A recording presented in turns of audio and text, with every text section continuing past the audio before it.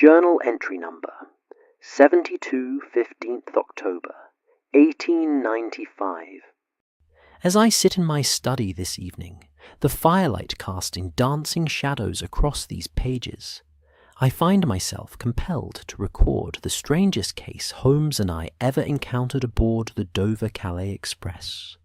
One where a sealed diplomatic trunk vanished from a locked compartment while the train was in motion, and where my friend found himself in the unusual position of answering to his brother Mycroft's strict commands of absolute discretion. The rain beat steadily against my windows tonight, much as it did during that fateful journey across the Channel some 3 years ago. Perhaps it is this weather that has drawn my mind back to that curious affair. Or perhaps it is simply that I discovered, while organising my notes earlier today, the train ticket stub I had absent-mindedly used as a bookmark in my medical journal from that time. Such small artefacts can trigger the most vivid of memories. Holmes would call this sentiment mawkish, no doubt, but I have long observed that the human mind creates associations between objects and memories that even the most rational among us cannot entirely dismiss. My friend, for all his cool logic, was not immune to such triggers himself, though he would rarely admit it. I recall how the scent of certain tobacco would occasionally cause him to fall into reveries about past cases, though he would insist he was merely organising facts in his mental filing system. But I digress. The case I wish to record tonight stands out in my memory not merely for its international implications, which I shall detail shortly, but for the elegance of Holmes's solution to what appeared, to all observers including myself, an utterly impossible crime. It also marked one of the few occasions where I witnessed the complex relationship between Sherlock and Mycroft Holmes displayed in its full, complicated glory. It began, as many of our most intriguing adventures did, with the arrival of a telegram. Holmes and I had been enjoying a quiet evening at Baker Street. The summer had finally given way to autumn, and London had been wrapped in that particular golden haze that sometimes graces the city before winter sets in. Holmes had been in excellent spirits for the past week, having recently concluded a case for the Duke of Cavendish involving a substituted racehorse and a very ingenious system of mirrors. The mental stimulation had satisfied him temporarily, and he had not yet descended into that restless state which invariably preceded his reaching for the Morocco case containing his syringe.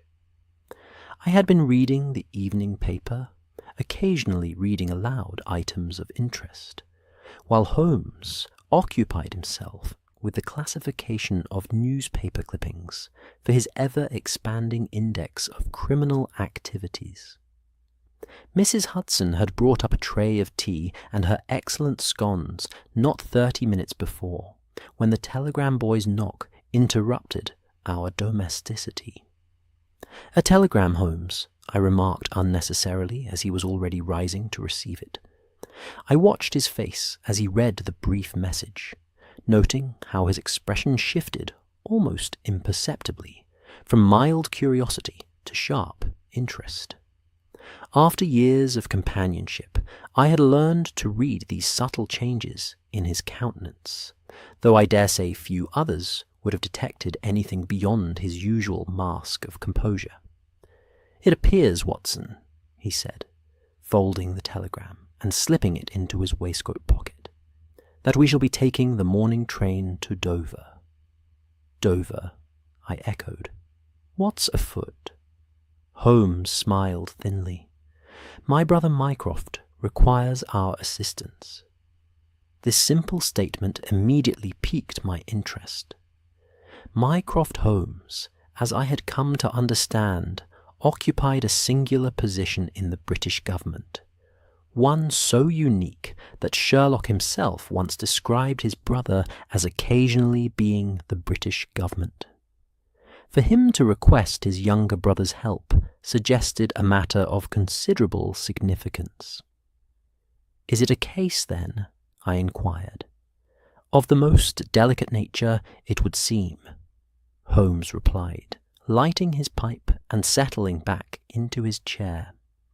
"Mycroft is typically circumspect in his communications, but the use of our old childhood cipher in this telegram suggests an unusual level of secrecy." I raised my eyebrows at this revelation. "You and Mycroft had a secret cipher?" A rare look of nostalgic amusement crossed Holmes's face. "Indeed, Watson. Even as boys, we found conventional methods of communication tediously transparent. Mycroft developed a substitution cipher when he was 9 years old, which we refined over the years. That he would employ it now suggests that this matter touches upon affairs of state." "But he's given you no details?" "Only that we are to take the morning Dover train, and that I should bring you. He specifically mentioned your name, Watson, and that we should pack for a possible Channel crossing." Holmes blew a perfect smoke ring toward the ceiling. "Mycroft rarely leaves his orbit between the Diogenes Club and Whitehall. That he might potentially venture as far as Calais is, itself, remarkable." I felt that familiar stirring of anticipation that always preceded our adventures. "Then we should prepare for the journey." "Indeed." Holmes tapped his long fingers thoughtfully against the arm of his chair. "I would advise you to bring your service revolver, Watson. Mycroft would not involve us in a trivial matter." This recommendation gave me pause. While I was accustomed to bringing my revolver on our more dangerous expeditions, the fact that Holmes suggested it based merely on his brother's involvement indicated a seriousness that gave me momentary concern. "Do you anticipate trouble, then?" Holmes's eyes had that distant look that told me he was already turning over possibilities in his mind. "I anticipate complexity, Watson. Mycroft operates in realms where national security and international diplomacy intersect. Such waters are invariably deep and often treacherous." I nodded and rose to begin my preparations, my medical mind already cataloguing what supplies I might need if we were indeed crossing to the continent. As I reached the door, Holmes's voice stopped me. "Watson," he said, his tone unusually reflective, "have you ever considered how fragile the peace between nations can be? How a single document, a single conversation, or their absence, might tip the balance toward chaos?" The question struck me as uncharacteristically philosophical for Holmes, whose mind typically concerned itself with concrete facts rather than abstract ponderings. "I suppose I haven't given it much thought," I admitted, "though I've seen enough of war to wish for its avoidance at almost any cost." Holmes nodded slowly. "Quite so. It is men like my brother who stand at those pressure points of history, making decisions that most of us will never know about, yet which shape the world we inhabit." He shook himself slightly, as if dismissing these reflections. "Pack warmly, Watson. The Channel can be most inhospitable in October." That night I slept fitfully, my dreams filled with images of ships crossing stormy seas and faceless men exchanging mysterious packages. When I awoke the next morning, I found Holmes already dressed and pacing our sitting room, his travelling bag packed and ready by the door. He had the energized air that always accompanied the beginning of a new case, a barely contained eagerness that manifested in quick movements and heightened alertness. "Ah, Watson, you're awake," he greeted me. We have precisely 47 minutes before our cab arrives. Mrs. Hudson has prepared a commendably early breakfast. As we ate, Holmes was unusually quiet, which, I had learned, indicated intense mental activity rather than disinterest. When he finally spoke, it was to ask a question that seemed, at first, entirely unrelated to our impending journey. "Watson, in your medical experience, have you ever encountered diplomatic personnel returning from foreign posts?" I considered the question while buttering my toast. "Occasionally, yes. During my time at Netley, I treated several Foreign Office men who had fallen ill while stationed abroad." "Why do you ask? And did you observe anything particular about their manner or their possessions?" I frowned, trying to recall those patients from years ago. "Well, they tended to travel with rather more luggage than the average person. Diplomatic pouches, official documents, that sort of thing. Several were quite protective of their belongings, almost paranoid, one might say." Holmes nodded, a small smile playing at the corner of his mouth. "Excellent observation, Watson. The diplomatic courier is a species unto himself, trained to guard his cargo as a mother bear guards her cubs, and often carrying materials whose significance he himself may not fully comprehend." "You think this case involves a diplomatic courier?" "It is one possibility among several," Holmes replied evasively. "I prefer not to theorize in advance of data, as you well know. The journey to Dover was uneventful, though I observed that Holmes was unusually attentive to our fellow passengers, studying each with that penetrating gaze that so often discomfited those unaccustomed to his methods. For my part, I found myself watching for anyone who might fit the description of a diplomatic courier, though I realized the futility of such an exercise, given the discretion such individuals were trained to maintain. We arrive at Dover shortly after noon, the port bustling with the usual activity of passengers embarking and disembarking from the Channel steamers. Holmes led us directly to the station hotel, where, he informed me, Mycroft had arranged for a private meeting room. "My brother dislikes disruptions to his routine," Holmes explained as we made our way through the hotel lobby. "That he has travelled to Dover suggests an urgency that even telegrams could not satisfy." The meeting room was a sombre wood-panelled chamber on the hotel's second floor.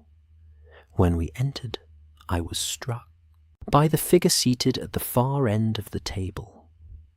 Though I had met Mycroft Holmes only a handful of times, his imposing presence was unmistakable. Physically, he shared his brother's height and sharp features, but where Sherlock was all wiry energy and sudden movements, Mycroft possessed a stillness that somehow conveyed even greater power. "Sherlock," he acknowledged, with a slight nod. "Dr. Watson." His voice was like his brother's, but deeper. Each word precisely weighted. Brother Holmes replied with equal economy. "You're looking well. The new diet appears to be having a modest effect." A flicker of annoyance crossed Mycroft's face. "Your observations on my physical condition are, as always, unwelcome and irrelevant to the matter at hand. I had often marvelled at how quickly the Holmes brothers could dispense with ordinary pleasantries. Where other siblings might inquire after health or exchange small talk, these two moved immediately to the substance of their meeting, as if social convention was an unnecessary encumbrance. "You have a problem requiring discretion and swift action," Holmes said, taking a seat across from his brother. "Something involving diplomatic channels, I presume, given your reference to the Dover-Calais Express in your telegram." Mycroft's eyebrows raised a fraction. Your deduction is correct, though hardly impressive, given the context. He turned his attention to include me in the conversation. Dr. Watson, I must impress upon you the absolute confidentiality of what I'm about to relate. No account of this affair can ever appear in your chronicles of my brother's cases. I nodded solemnly. You have my word, Mr. Holmes. Mycroft studied me for a moment, then seemed satisfied. Very well. Sherlock, we have received intelligence that a certain document, the details of which I cannot disclose even to you, will be intercepted during its transport from Paris to London tomorrow. The document will be carried by one of our most trusted diplomatic couriers in a secured trunk, travelling on the Dover-Calais Express. Holmes leaned forward slightly. And you wish us to ensure its safe passage? Precisely, Mycroft confirmed. This document's importance cannot be overstated. Its loss or compromise would create diplomatic repercussions that could potentially destabilize relations with 3 European powers. Why not simply delay its transport or choose another route? I asked. Mycroft's gaze shifted to me, and I felt the full weight of his analytical mind, so similar to his brother's, yet somehow colder, more removed from human concerns. The document's time-sensitive nature precludes delay, he explained. As for alternative routes, we have reason to believe that all possible channels are being watched. The Dover-Calais Express has been selected because it offers certain advantages for our purposes. You're using the document as bait, Holmes said softly. You know there will be an attempt to intercept it, and you wish to identify the agents responsible. A thin smile appeared on Mycroft's face. Your insight serves you well, brother. Yes, we have arranged matters to draw out our opponents, but the document itself must still reach London intact. That is where you come in. And why did you specifically request Watson's presence? Holmes asked, glancing at me. Dr. Watson's medical credentials may prove useful, Mycroft replied cryptically, and I have observed that your success rate is marginally higher when working in his company. I felt a peculiar mixture of pride and embarrassment at this clinical assessment of my contribution to Holmes's work. Sherlock, however, merely nodded, as if this was a self-evident truth not worth remarking upon. Tell me about the courier, Holmes requested. James Fitzroy, Mycroft said, sliding a small photograph across the table. 42 years of age, 15 years in diplomatic service. Impeccable record. He'll be carrying the standard diplomatic trunk, reinforced steel construction, triple lock system secured to the baggage car floor with steel chains. I studied the photograph of a serious-looking man with a neatly trimmed moustache and the erect posture of a former military man. He had the alert eyes of someone accustomed to constant vigilance. And the opposition? Holmes inquired. We have identified 3 likely operatives who we believe will be aboard the train, Mycroft said, producing additional photographs.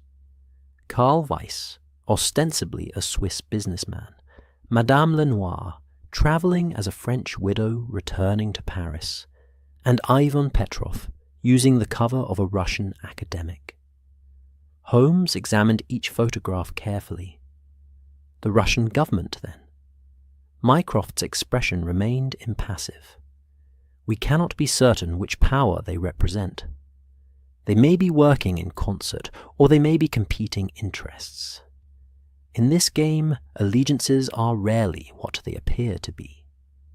And our role? Holmes asked, though I suspected he had already deduced it.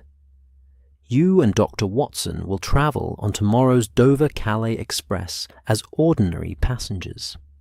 You will observe, but not interfere, unless absolutely necessary. Our primary goal is to identify the full network of operatives and their methods. Fitzroy has been informed that additional security will be aboard, but has not been given your descriptions or names. Holmes nodded thoughtfully. A wise precaution. The less he knows, the more natural his behavior will appear to those watching him. Precisely, Mycroft agreed. The train departs at 11 tomorrow morning. You will find your tickets and appropriate documentation at the front desk. I've taken the liberty of creating cover identities for you both. And what if the attempt to steal the documents succeeds despite our presence? I asked, concerned about the grave consequences Mycroft had outlined. A shadow of something, worry perhaps, though it was difficult to be certain, crossed Mycroft's typically impassive face. That, Dr. Watson, must not happen. While intelligence gathering is our primary objective, the document's security is paramount. If you detect an imminent threat to its safety, you are authorized to intervene directly. Holmes stood abruptly. We shall need more detailed information about the train itself, the layout of the baggage car, the security protocols, the crew members who will have access.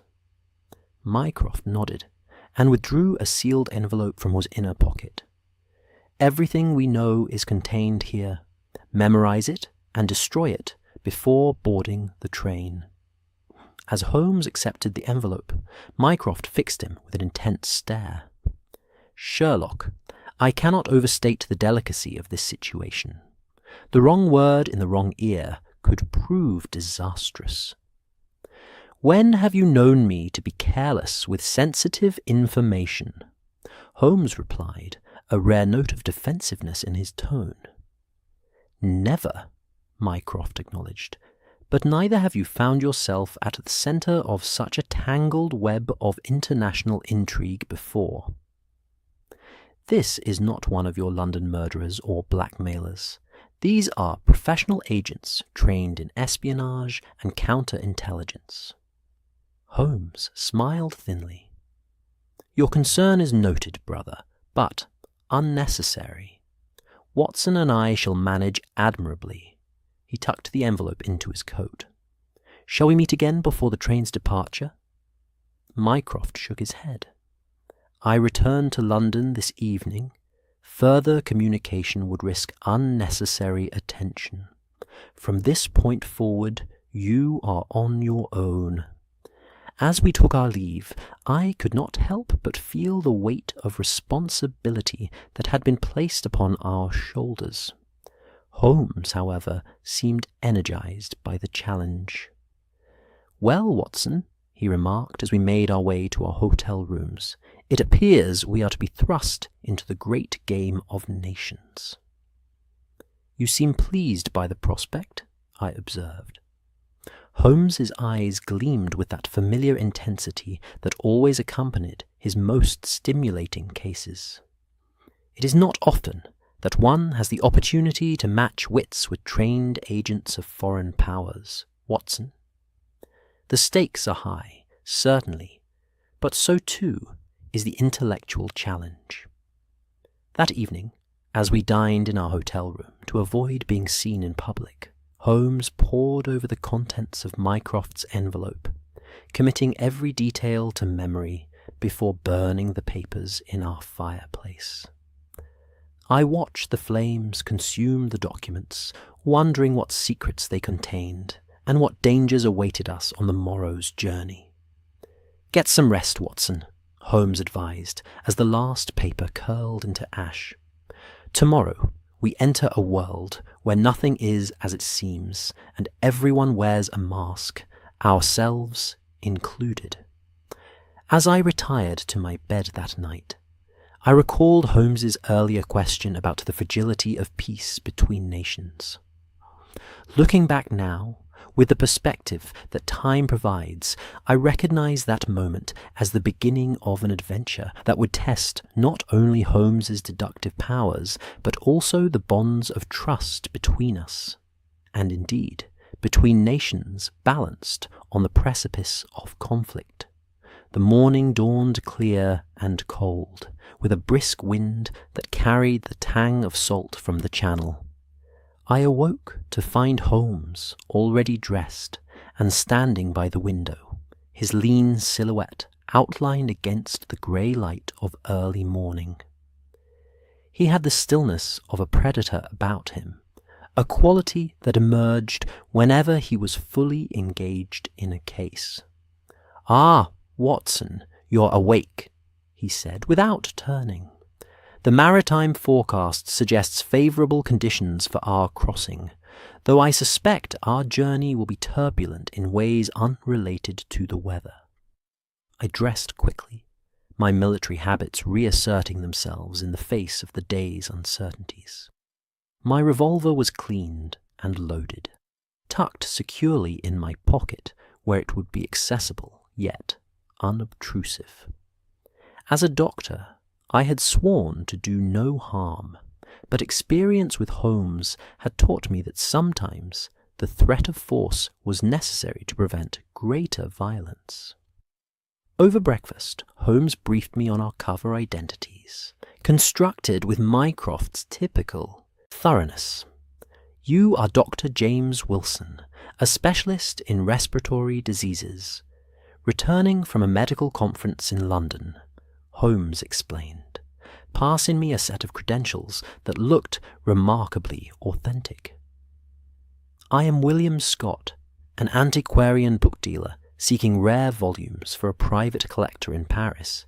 I examined the papers with admiration. Mycroft's work is impeccable. Indeed, my brother may be physically averse to exertion, but his mind is capable of the most painstaking attention to detail.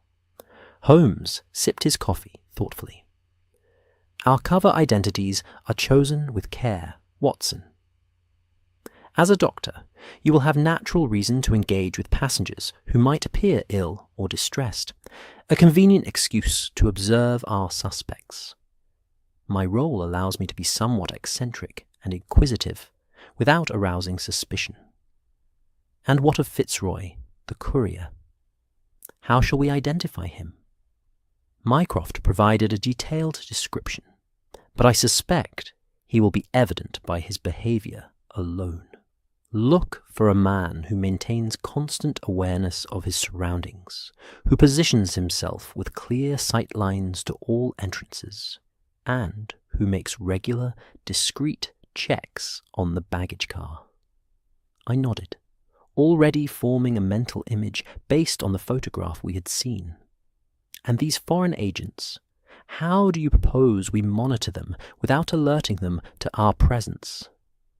Holmes leaned forward, lowering his voice, though we were alone in our room. "We will split our attention. You will take particular note of the Swiss businessman Weiss and the Russian academic Petrov. I shall observe Madame Lenoir."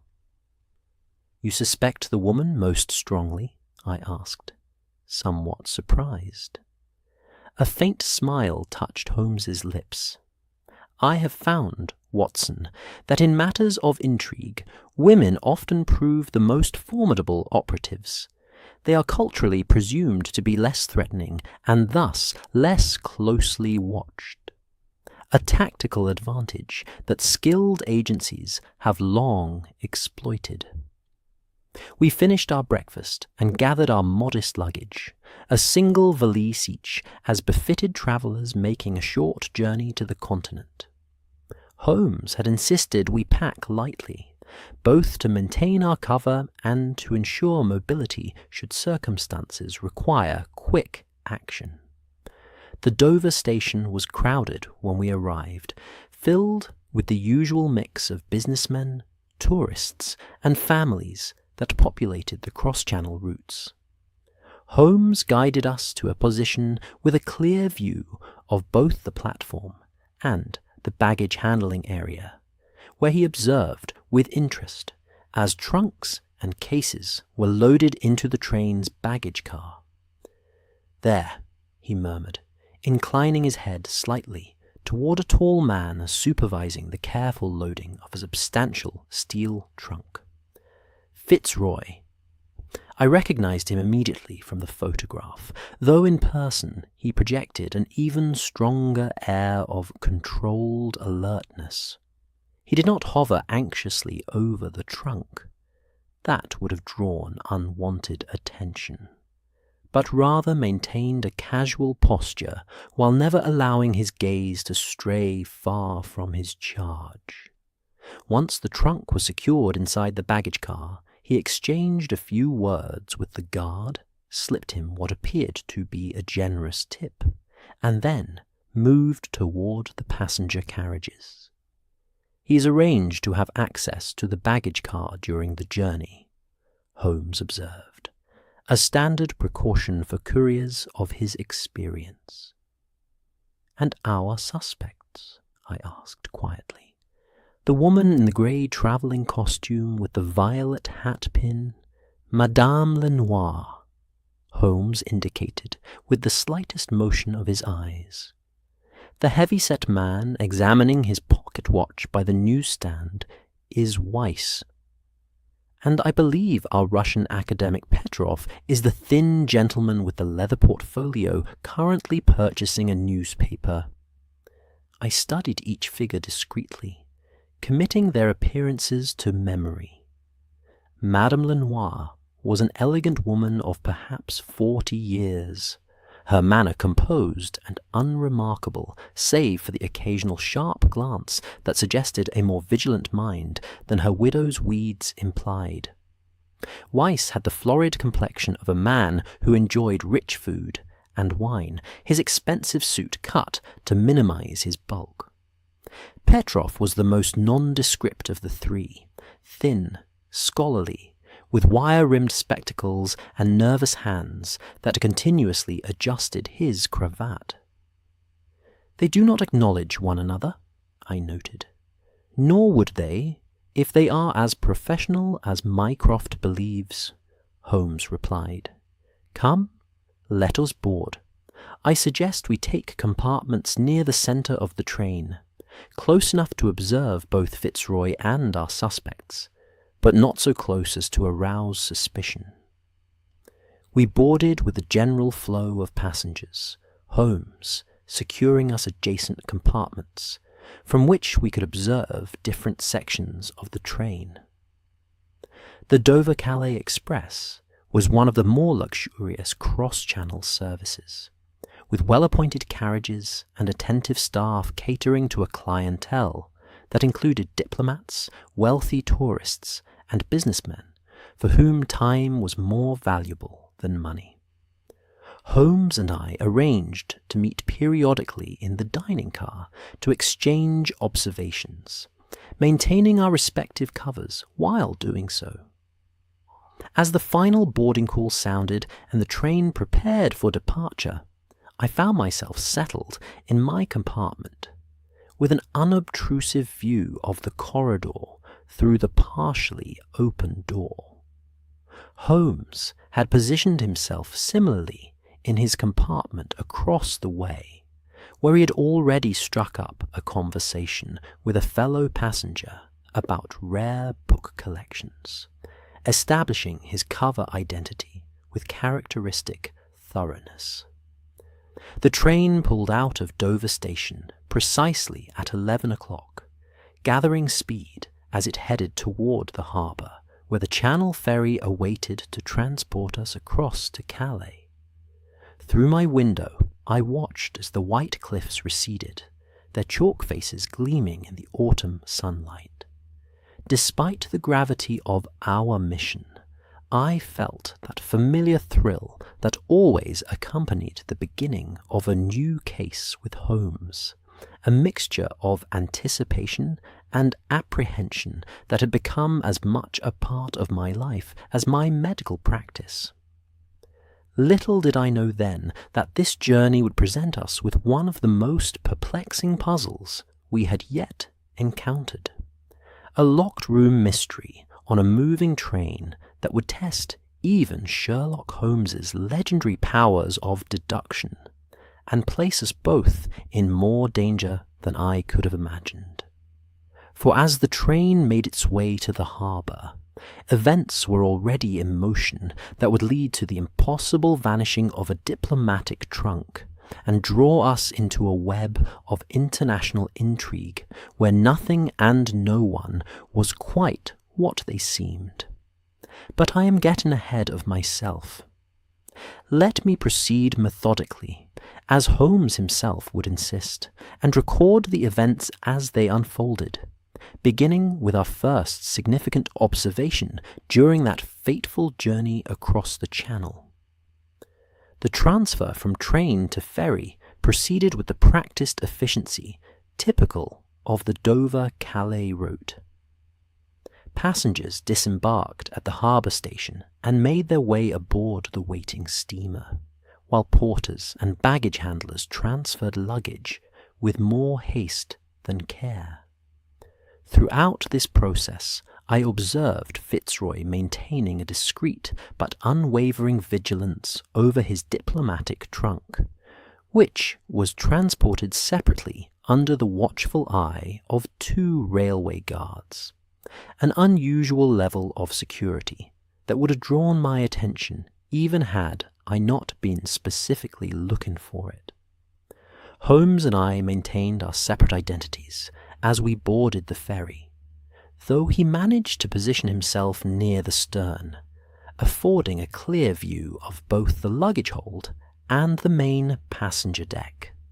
I stationed myself in the ship's small smoking room, which provided an excellent vantage point to observe both Weiss and Petrov without arousing suspicion. Madame Lenoir had taken a seat in the ladies' cabin, temporarily beyond my direct observation, though Holmes would later inform me that she had spent most of the crossing engaged in seemingly innocent conversation with a young English governess returning to her post in Brussels. The Channel was mercifully calm that day, the crossing smooth enough that even those passengers prone to mal de mer were able to enjoy the journey. I kept my attention divided between our suspects and the general comings and goings of passengers, particularly noting any who showed interest in the special cargo hold where Fitzroy's trunk was secured. To my surprise, neither Weiss nor Petrov made any obvious move toward the restricted area. Indeed, they seemed studiously uninterested in anything related to the baggage hold, which itself struck me as suspicious, a performance of nonchalance too perfect to be genuine. As we approached the French coast, I made my way to the open deck where, as arranged, Holmes joined me at the railing, ostensibly to admire the approaching shoreline. "Anything of note, Watson?"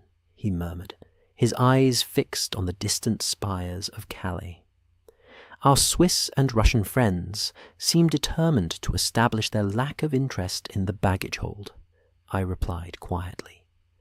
Neither has made any move toward it, nor even glanced in its direction. It strikes me as rather too deliberate. Holmes nodded slightly, a thin smile playing at the corner of his mouth. Precisely. And Madame Lenoir has been cultivating a potential source of information, a young governess whose employer is connected with the British Embassy in Brussels. Her technique is rather admirable, a masterclass in extracting information while appearing to merely engage in pleasant conversation. "You believe they're working together, then?" I asked. "It seems likely, though I wouldn't discount the possibility of competing interests." Holmes lit his pipe, using the process to casually scan the deck. The most interesting development, however, is the fourth party who's joined our little drama. "Fourth party," I echoed, careful to keep my voice low. "Indeed. A gentleman travelling as a wine merchant from Bordeaux, early 50s, military bearing despite his, civilian clothes, slight callus on the right middle finger consistent with frequent use of a service revolver. Holmes tapped his pipe against the railing. He's been watching our three suspects with as much interest as they've been avoiding watching Fitzroy's trunk. Another agent. But who's that? My dear Watson, is the question. He carries a French passport, but his French, though fluent, has the faintest trace of a Germanic accent.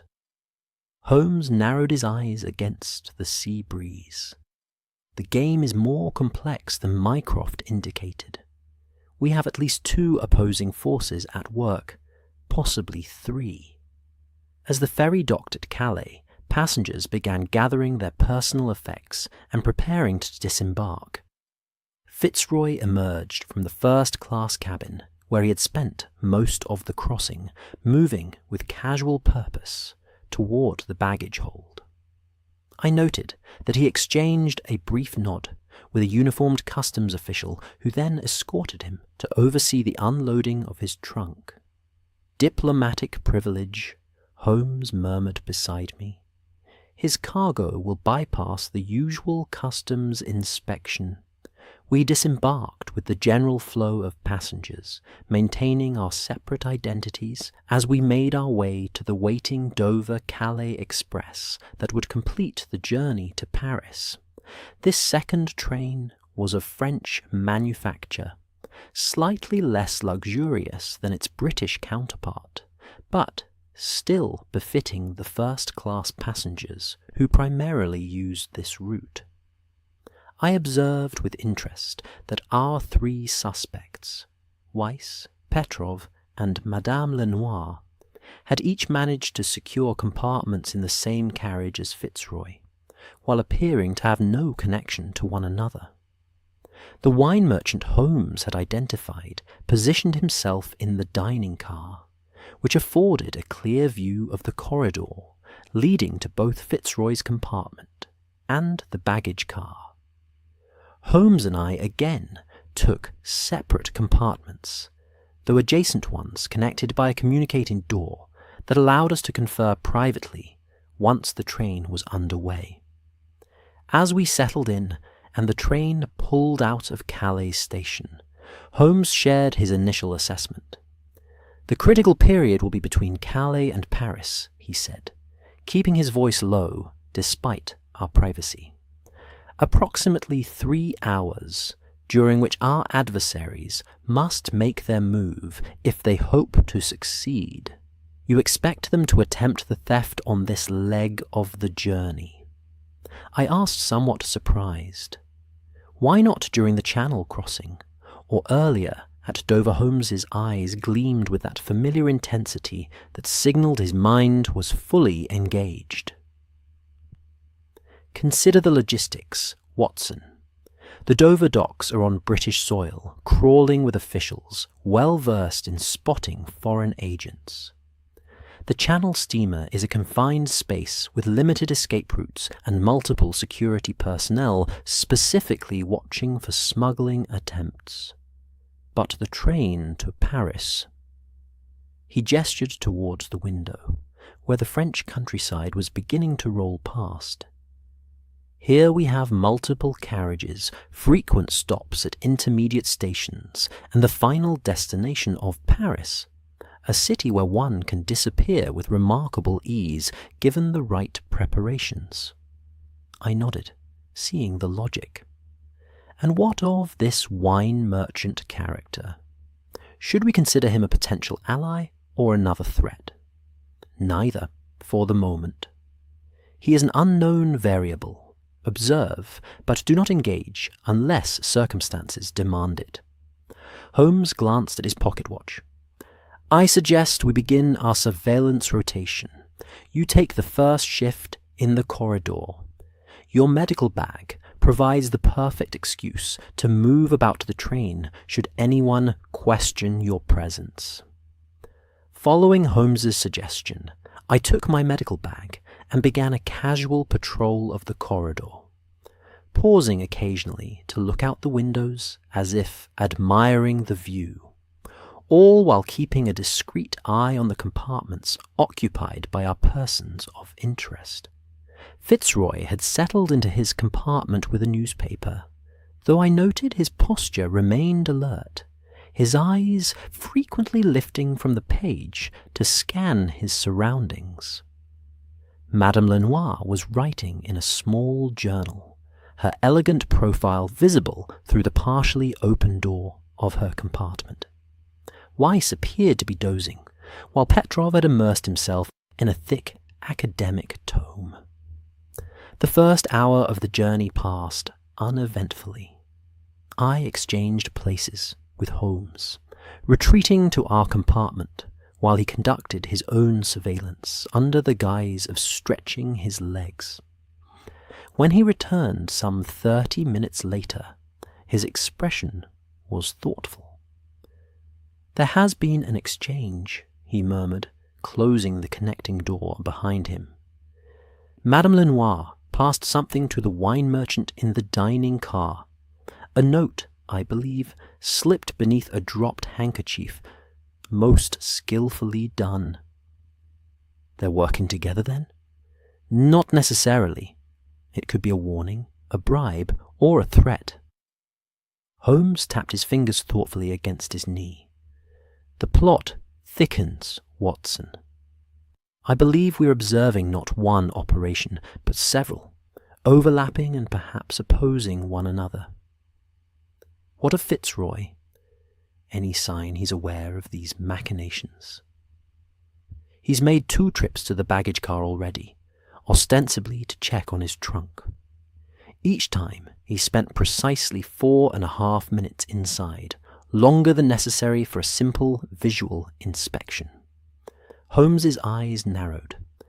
I suspect he may be engaged in counter-surveillance measures, or perhaps...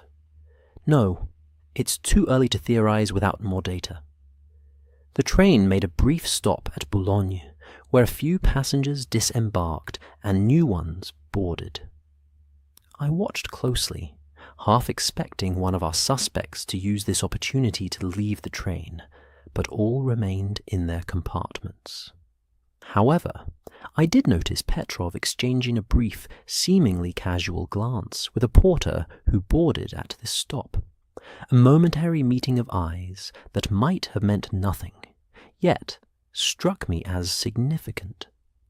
"Holmes," I said, when he returned from another patrol of the corridor, "I believe Petrov may have a confederate among the train staff, a porter who boarded at Boulogne." Holmes nodded, unsurprised. "Well spotted, Watson." Yes, I observed the same. The man's hands bear the calluses of someone accustomed to more physical work than that of a railway porter. A former military man, I would wager. The plot continues to elaborate itself. He checked his pocket watch. We are approximately halfway to Paris. If there is to be an attempt on the trunk, it will likely come soon. As if on cue, the train entered a long tunnel, plunging the carriages into sudden darkness relieved only by the dim glow of the gas lamps. The unexpected transition caused a momentary disorientation among the passengers, and I felt Holmes tense beside me. "This would be the ideal moment," he whispered. "The tunnel runs for nearly 3 minutes, sufficient time for a well-planned operation." When we emerged once more into daylight, Holmes immediately rose and made his way into the corridor. I followed a moment later, my medical bag in hand, to find him engaged in conversation with a train attendant. As I approached, I overheard their exchange. "Ah, docteur," Holmes said in his impeccable French, adopting his cover identity. This good man was just explaining that one of the passengers is feeling unwell. "Perhaps your assistance is required." The attendant turned to me with relief. "Oui, monsieur. A gentleman in the 3rd compartment. He's complained of chest pains." I glanced at Holmes, who gave me the slightest of nods. "Of course," I replied. "Lead the way." As I expected, the unwell gentleman proved to be Weiss, the Swiss businessman, who was indeed clutching at his chest and breathing with apparent difficulty when we entered his compartment.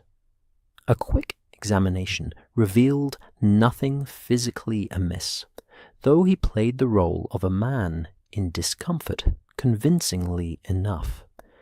"It is merely indigestion, monsieur," I informed him after my examination.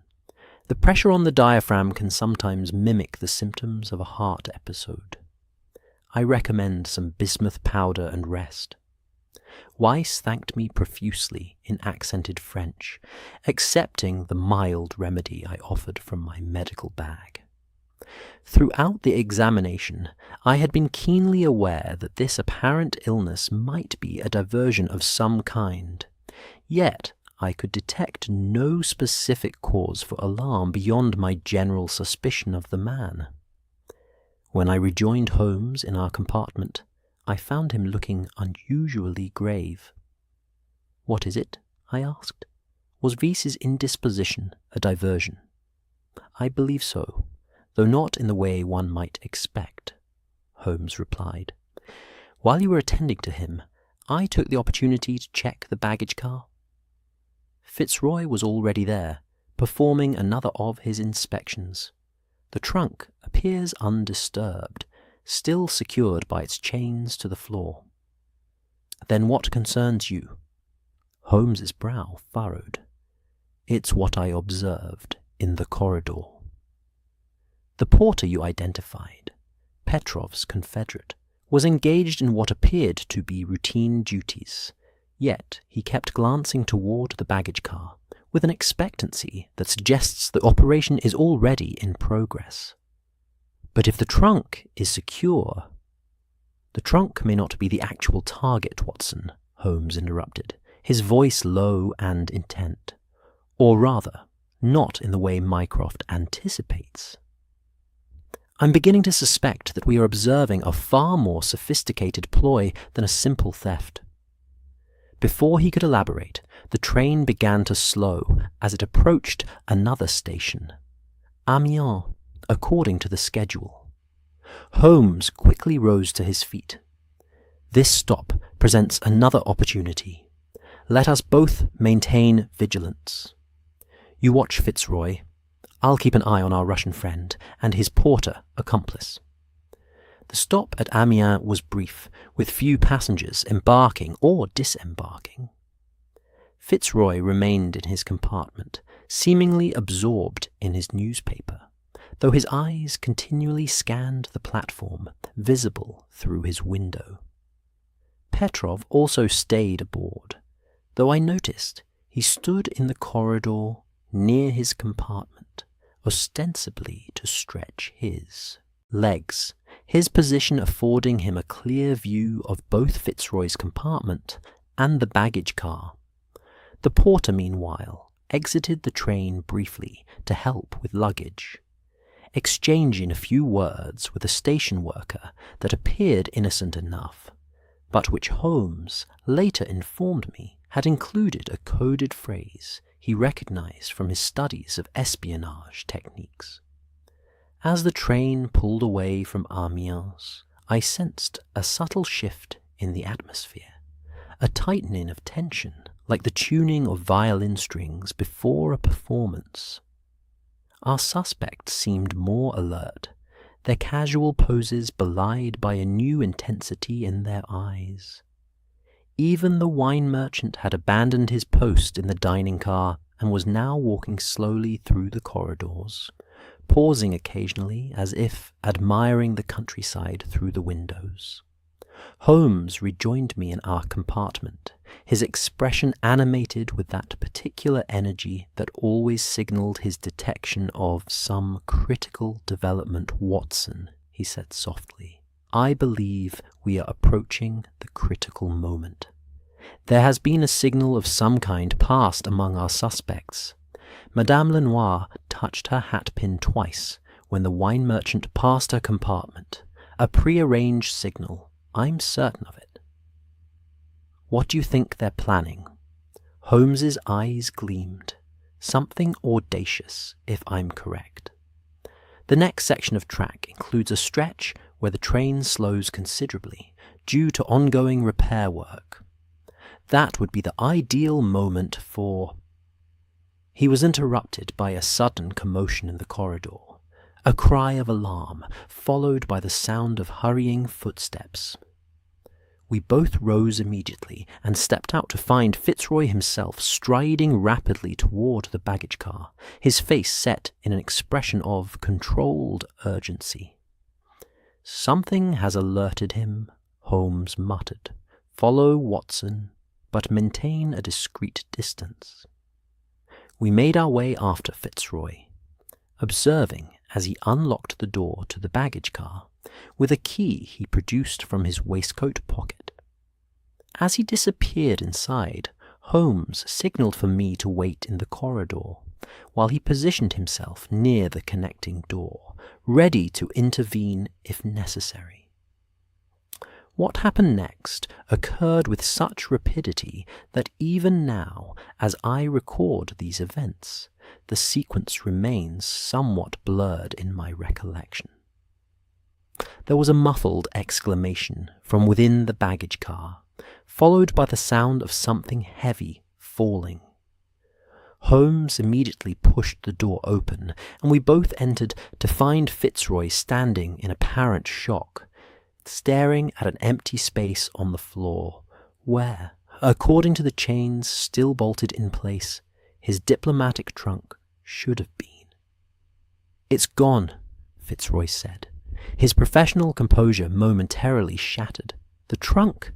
It's simply gone. But it's impossible. I checked it less than 20 minutes ago." Holmes was already examining the area, his keen eyes taking in every detail of the scene.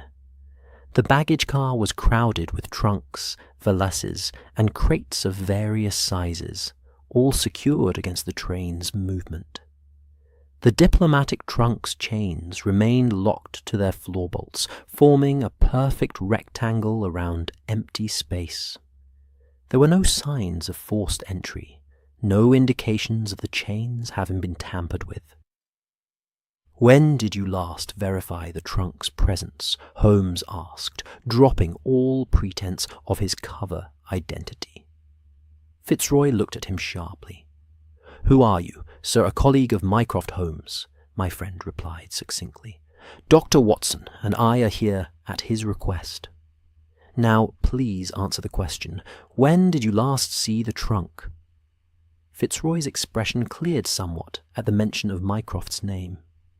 "Just after Boulogne. I inspected it thoroughly. Contents intact. Locks secure. I've been checking it every 30 minutes since we left Calais." Holmes nodded, his gaze sweeping the car methodically. "And you're certain no one else has entered this car during that time?" "Positive. I've been watching the door from my compartment. Only the authorized guard has entered, and only briefly to admit me during my inspections." "The guard," I said suddenly. "Could he be involved?" "François Dumont," Fitzroy supplied. "Been with the railway for 15 years. He's cleared by both British and French security services." Holmes had moved to examine the chains more closely, his lens in hand. "These have not been cut or unlocked," he murmured. "The trunk has somehow been removed while leaving the securing chains intact and locked." "That's impossible," Fitzroy insisted. "The trunk weighs nearly 20 stone when loaded, and it's larger than that ventilation grate. There's simply nowhere it could have gone without someone removing it through this door, which has been under observation the entire journey." I found myself agreeing with Fitzroy's assessment.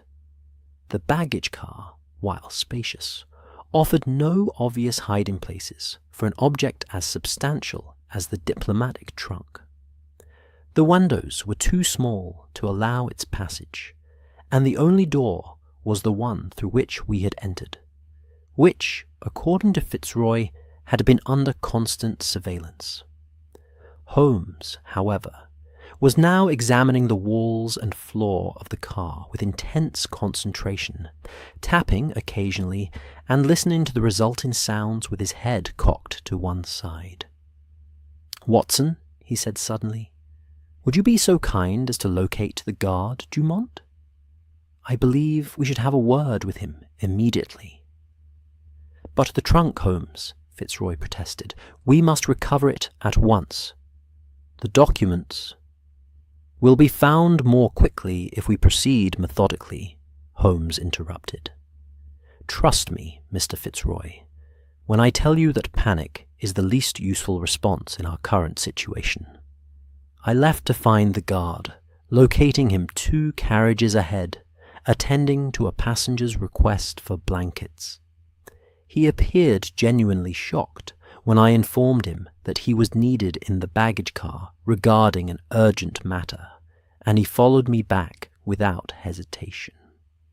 Upon our return, I found Holmes engaged in an intense conversation with Fitzroy, who looked increasingly concerned, as Holmes outlined what appeared to be a series of possibilities regarding the trunk's disappearance. Both men fell silent as the guard entered.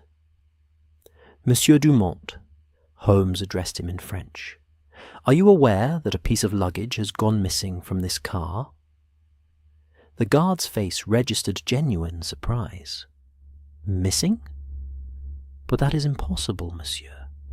I have been responsible for this car since Calais, and no one has removed anything except for the passengers who disembarked at previous stations, each with proper tickets." Holmes nodded, watching the man's reactions carefully. "The missing item is a diplomatic trunk belonging to the British government. When was the last time you entered this car prior to our current presence?" Dumont thought for a moment. "Approximately 30 minutes ago, to admit this gentleman for his regular inspection." He nodded toward Fitzroy.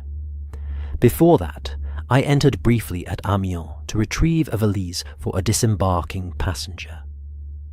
"And did you notice anything unusual during either of these visits? Any sound, smell, or visual anomaly that struck you as out of the ordinary?" The guard hesitated, then said, "There was a strange smell shortly before Amiens, like metal being cut or ground. I assumed it was from the locomotive or the wheels, but it seemed stronger here than in the passenger carriages." Holmes's eyes lit up at this information. "And did you investigate the source?" "Briefly, monsieur. I walked the length of the car, but found nothing amiss. The smell dissipated quickly." Holmes turned to Fitzroy. "And you noticed nothing of this sort during your inspections?" "Nothing," Fitzroy confirmed, "though I was focused primarily on the trunk itself, not the general environment of the car." Holmes nodded, then moved suddenly to the wall nearest where the trunk had been secured, running his hands along its wooden panelling. "Watson, your medical bag. May I?" Somewhat puzzled, I handed him my bag, from which he extracted a stethoscope. To my surprise, he placed it against the wall of the baggage car and listened intently, moving it methodically across the wooden panels. "As I suspected," he murmured after a moment. "Mr. Fitzroy, Mr. Dumont, this car has been modified. There is a false section in this wall, a concealed compartment large enough to accommodate your missing trunk." "A false wall?" Fitzroy exclaimed, his composure momentarily shattered by Holmes's revelation. "But that's—" He stopped, visibly gathering himself. "How can you be certain?" Holmes handed me back my stethoscope and ran his long, sensitive fingers along the wooden panelling of the baggage car wall. Observe these panels, gentlemen.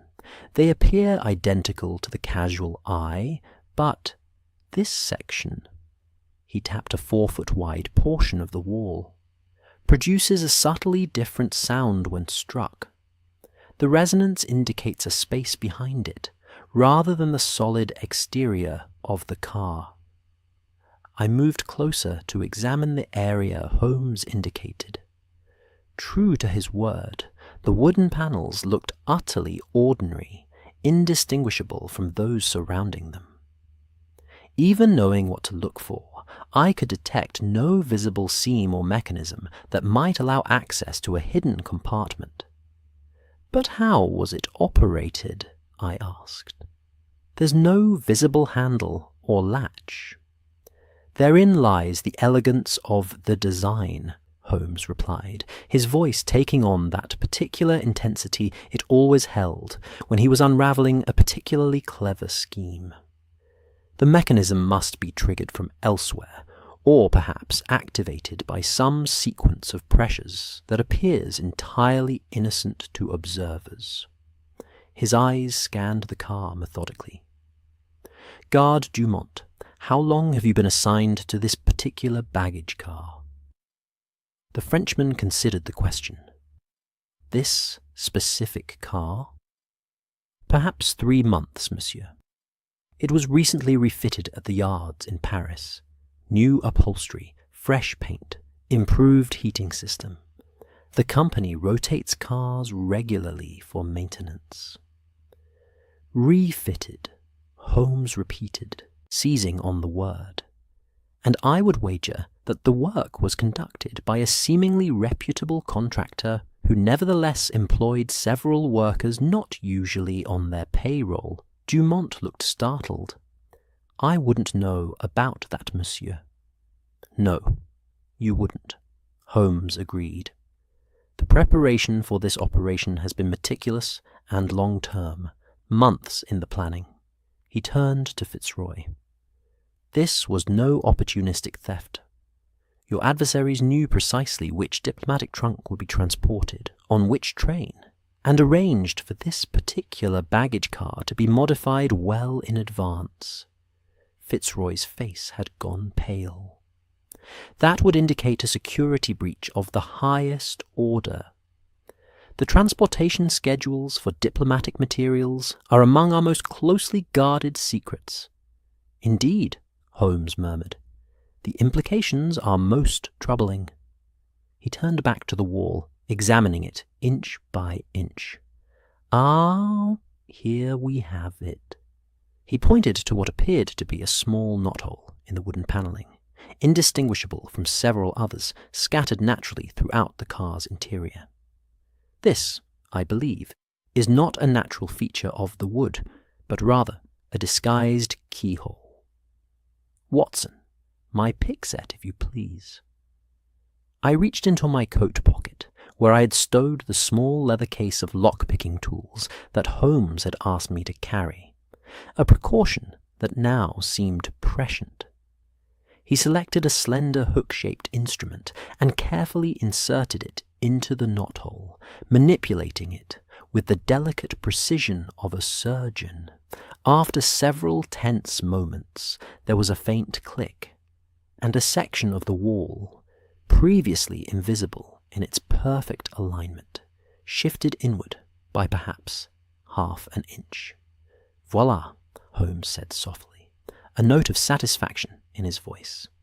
He pressed his fingertips against the panel, which swung inward, to reveal a compartment roughly 4 feet wide, 5 feet tall, and 3 feet deep, just large enough to accommodate Fitzroy's missing trunk, which sat there intact, its polished steel surface gleaming dully in the dim light.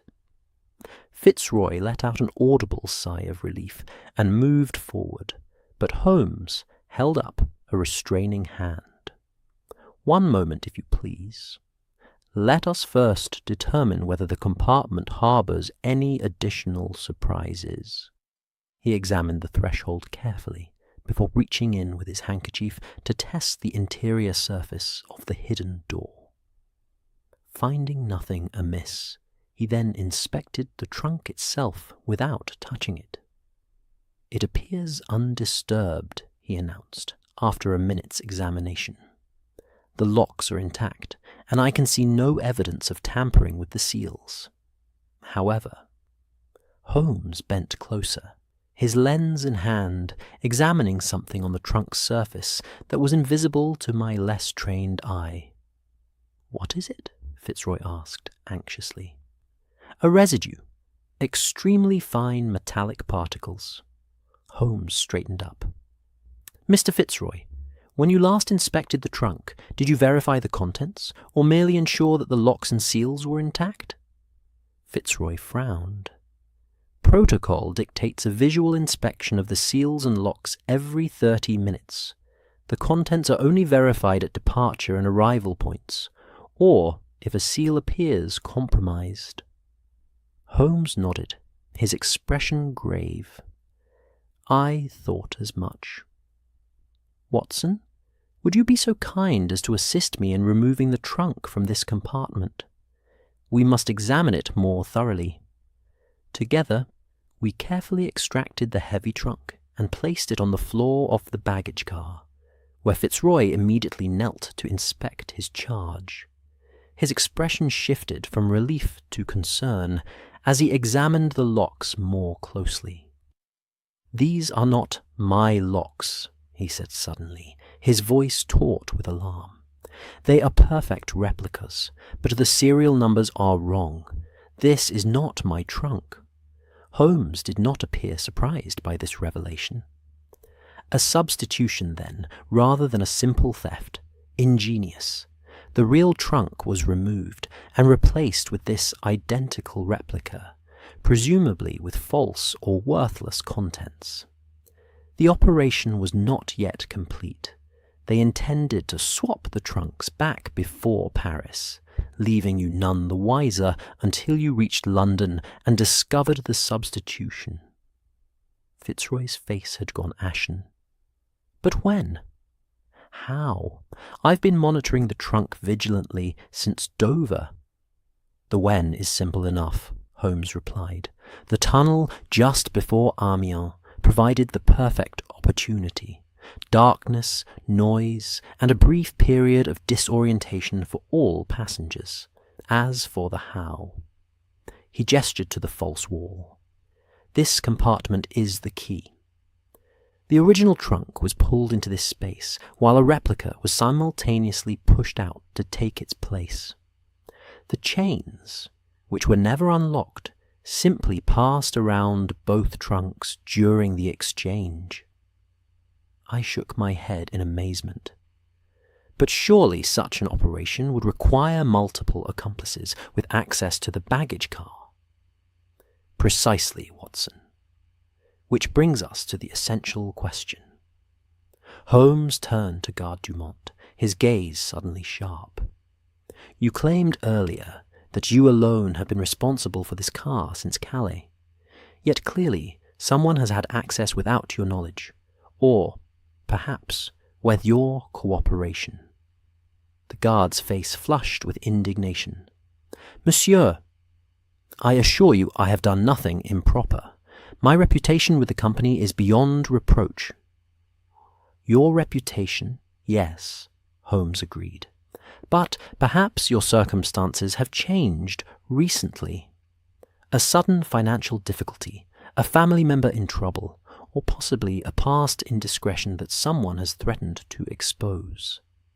Dumont's reaction was immediate and telling.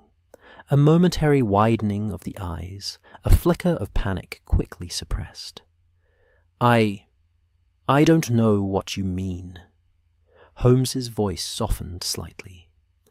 "Mr. Dumont, I am not here to judge you or to cause you difficulty. But a matter of international security has been compromised, and I must understand exactly what has occurred. Whatever pressure was applied to you, I assure you that both the British and French governments will be more lenient if you cooperate now." The guard seemed to deflate before our eyes, his shoulders slumping in defeat. "My daughter," he said quietly. "She is in school, in Lyon, a prestigious academy I could never afford on my salary. 3 months ago, a man approached me saying he represented a benefactor who wished to anonymously support promising students. Her tuition was paid in full, with an allowance besides. He looked up, his expression torn between shame and defiance. I knew it was wrong to accept, but for my Elise, I would do anything. And in return, Holmes prompted gently, so little it seemed at first. To look the other way during certain maintenance procedures on this car. Later, to allow certain workers aboard without recording their presence. I told myself it was merely some smuggling operation, customs evasion, perhaps. I never imagined... He gestured helplessly at the diplomatic trunk. Who was this man? Can you describe him? Holmes asked. Tall, thin, with a scar along his jaw. He spoke French with a slight accent. German, I thought. He called himself Müller. I saw Holmes and Fitzroy exchange a significant glance at this description. And today, Holmes continued, what were your instructions regarding this journey? Dumont swallowed hard. I was to ensure that no one entered the baggage car during the tunnel before Amiens, except for a maintenance worker who would board at Boulogne. After that, I was to proceed as normal, performing my duties without alteration. This worker, was he the porter who boarded at Boulogne? The one who exchanged words with Petrov, I asked. The guard looked surprised. Yes, though I don't know this Petrov you mention. The man showed proper railway credentials. He entered the baggage car briefly during the tunnel, but when I checked afterward, everything appeared normal. Everything appeared normal? Holmes repeated thoughtfully. Because the substitution was so perfect that even Fitzroy's subsequent inspection didn't detect it. The chains remained in place, the locks looked identical, and the seals were perfectly duplicated. But what of the actual contents? I asked. Surely those could not be duplicated without a knowledge of what the trunk contained. That is the most disturbing aspect, Holmes agreed, turning to Fitzroy. Mr. Fitzroy, I think the time has come for greater transparency. What exactly does the trunk contain that merits such elaborate measures to obtain it? Fitzroy hesitated, his training and discretion warring visibly with the urgent need to recover the missing documents. Mr. Fitzroy, Holmes said firmly, I understand your reluctance, but consider that my brother Mycroft would not have involved me if absolute secrecy were possible to maintain. The operation is already compromised. Our only hope of rectifying the situation is to proceed with full knowledge of what we're seeking. After a moment's further hesitation, Fitzroy nodded curtly. The trunk contains diplomatic communications between London and St. Petersburg regarding a proposed treaty affecting spheres of influence in Afghanistan and the northwest frontier. The negotiations are at a critical stage, and certain parties would benefit greatly from knowledge of Britain's position before the formal conference next month. Which explains the presence of our Russian academic, I remarked. Perhaps, Holmes replied, though I suspect the matter is not so straightforward. The involvement of multiple agents from different nations suggests that more than one power has interest in these documents. He turned back to the guard. Mr. Dumont was the maintenance worker who boarded at Boulogne, the only person who accessed the baggage car during the journey. Dumont frowned in concentration. There was one other, a woman, elegantly dressed, who came to retrieve a hat-box shortly after we left Calais. She had the proper ticket and identification. Madame Lenoir, I said immediately. Indeed, Holmes agreed. Our cast of characters grows more interconnected. Schumas turned his attention to the replica trunk.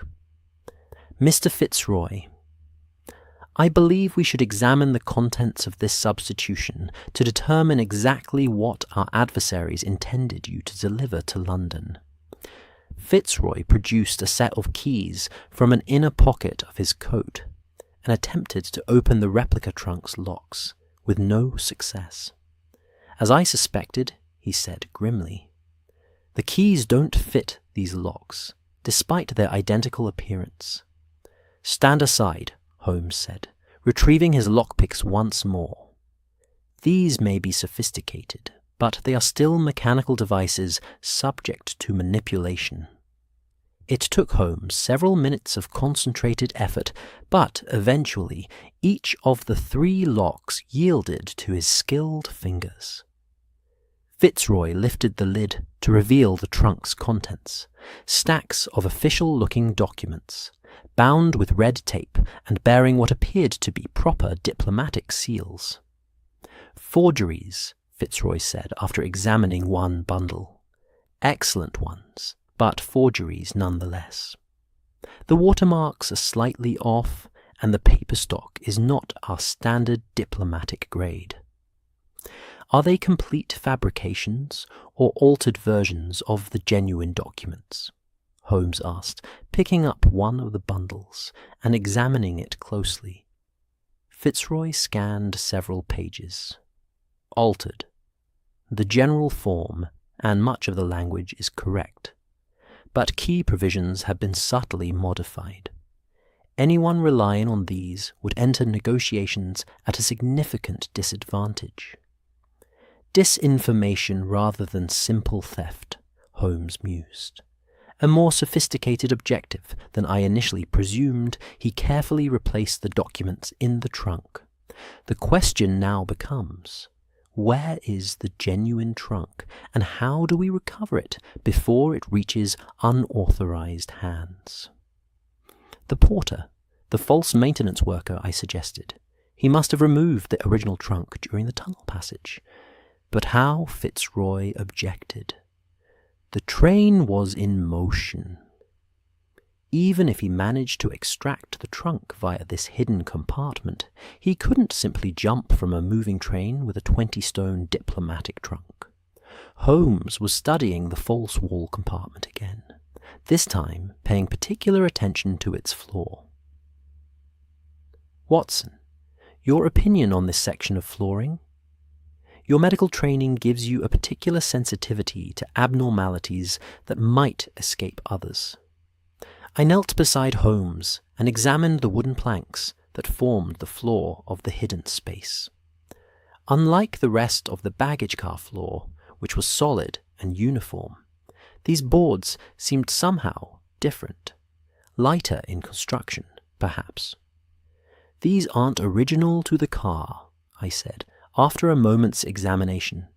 They've been installed more recently, and they're not as solidly fixed as the surrounding flooring. Holmes nodded approvingly. Precisely. And note this slight discoloration along the edges, evidence of frequent movement. I believe, gentlemen, that we are looking at a trap door. He pressed firmly on different sections of the compartment floor until, with a soft click, a 2-foot square section of planking came loose in his hands. Setting it aside, Holmes revealed an opening that led directly to the track bed below, currently rushing past at considerable speed. Good God, Fitzroy breathed. A drop delivery. Indeed, Holmes confirmed. A method occasionally employed by intelligence services and criminal organizations alike. The trunk would have been lowered through this opening during the tunnel, where an accomplice waited beside the tracks to retrieve it. The darkness would conceal the operation, and the tunnel's acoustics would mask any sound. But the train's speed, I began, would have been significantly reduced in the tunnel, Holmes finished. You'll recall that the guard mentioned maintenance work on that section of track.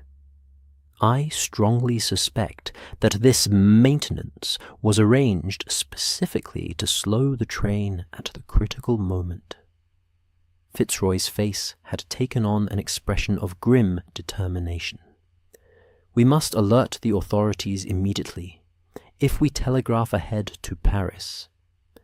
I think not, Holmes interrupted. At least not yet.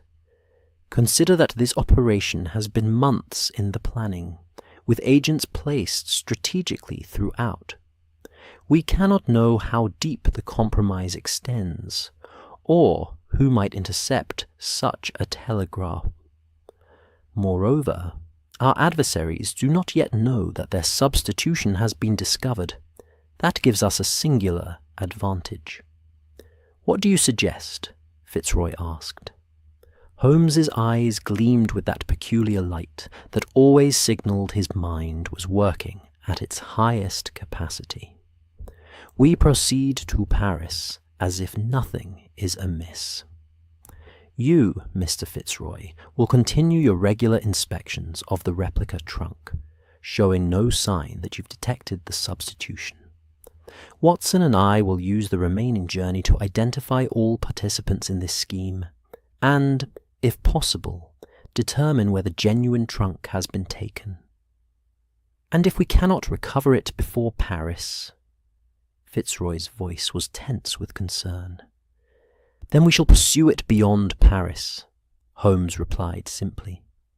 The game is not over until the documents reach their ultimate destination, which I strongly suspect is neither Paris nor London, but some intermediate point where they can be examined, copied, and perhaps even returned without the theft ever being detected. I considered the audacity of such a plan, to steal sensitive documents, extract their intelligence value, and then return them before their absence was discovered. It spoke of a level of sophistication that went beyond ordinary espionage. Garde du Mont, Holmes said, turning to the Frenchman who had been listening to our exchange with increasing discomfort. I require your continued cooperation. You will perform your duties exactly as you normally would, giving no indication that anything is amiss. However, you will immediately report to me or Dr. Watson if any of the individuals we've discussed approaches you or attempts to access this car again. Dumont nodded, his expression a mixture of fear and relief.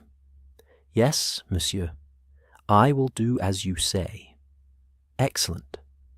Now we must replace this false floor panel and secure the hidden compartment exactly as we found it. Our advantage lies entirely in our adversaries' belief that their plan remains undetected.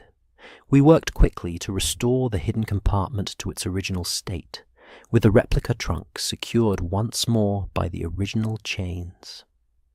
Holmes took particular care to ensure that the false wall panel closed with no visible evidence of our intrusion. Mr. Fitzroy, Holmes said as we prepared to return to our respective positions, I suggest you maintain your regular schedule of inspections. When next you check the trunk, you must show no sign that you've detected the substitution. Your acting skills will be crucial to our success. Fitzroy squared his shoulders. I understand. My training has prepared me for such eventualities. Watson and I will continue our surveillance of the suspects. With luck, their actions may reveal the next stage of their plan. Holmes turned to me. We should return to our compartments separately to avoid drawing attention. I'll go first. Follow after 3 minutes. As Holmes departed, Fitzroy spoke quietly to me. Dr. Watson, is your friend as capable as his reputation suggests? Mycroft Holmes spoke of him in the highest terms, but the recovery of these documents is a matter of national security. I met his concerned gaze steadily. Mr. Fitzroy, I have accompanied Sherlock Holmes on countless occasions over many years. I can state with complete confidence that if anyone can recover your missing documents, it is he. His methods may sometimes appear unorthodox, but his results are invariably remarkable. Fitzroy nodded, seemingly reassured. Then I shall follow his instructions and trust in his abilities. I checked my pocket watch, and, seeing that the prescribed 3 minutes had elapsed, took my leave of the baggage car. As I made my way back through the train toward our compartment, I passed Madame Lenoir's compartment, and noticed that it was now empty. This struck me as significant, and I made a mental note to inform Holmes immediately. The train had begun to slow again, and a glance out the window revealed that we were approaching another station, Creil, the last stop before Paris. This would be a critical moment if any of our suspects intended to disembark before the capital. They would do so here. I hurried back to our compartment, eager to share my observations with Holmes and to learn what his keen eyes had detected during our separation. The mystery of the vanishing trunk had been partially solved, but the greater challenge, recovering the genuine diplomatic documents before they could compromise national security, was only beginning. As I slid open the door to our shared compartment, I found Holmes already seated by the window, his hawk-like profile outlined against the passing landscape. He turned as I entered, and I saw from the intensity of his expression that he too had made significant observations during our brief separation. "Madame Lenoir has left her compartment," I reported immediately. "Yes," Holmes replied, "and our Russian academic is making preparations to disembark at Creil. The wine merchant, interestingly, appears to be doing the same. The web tightens, Watson. We are approaching the critical juncture." "What is our next move?" I asked, checking that my revolver was still easily accessible in my pocket. Holmes's eyes gleamed with anticipation. "We follow the documents, Watson. The genuine trunk is our priority now. I believe I know where it has been taken, but we must move quickly. The game is far from over, and our adversaries still believe they hold all the cards." The train began its final approach to Creil station, brakes squealing as we slowed to a halt. Through the window, I could see the bustling platform, crowded with travellers and railway staff, the perfect environment for a covert exchange or a discreet exit with stolen property. Somewhere in that crowd, I knew, was the next link in the chain that would lead us to the missing diplomatic trunk and the secrets it contained. The Creil station presented a tableau of organized chaos as our train hissed to a stop alongside the platform. Porters rushed to assist disembarking passengers, while vendors hawked newspapers and refreshments from small carts. It was the perfect environment for clandestine activities. Enough commotion to mask suspicious movements, yet sufficiently structured that unusual behavior wouldn't immediately draw attention. Holmes and I positioned ourselves at the windows of our compartment, observing as both Petrov and the wine merchant gathered their belongings and prepared to leave the train. Neither man acknowledged the other, maintaining the pretense of being strangers, despite what Holmes and I now understood to be a coordinated operation.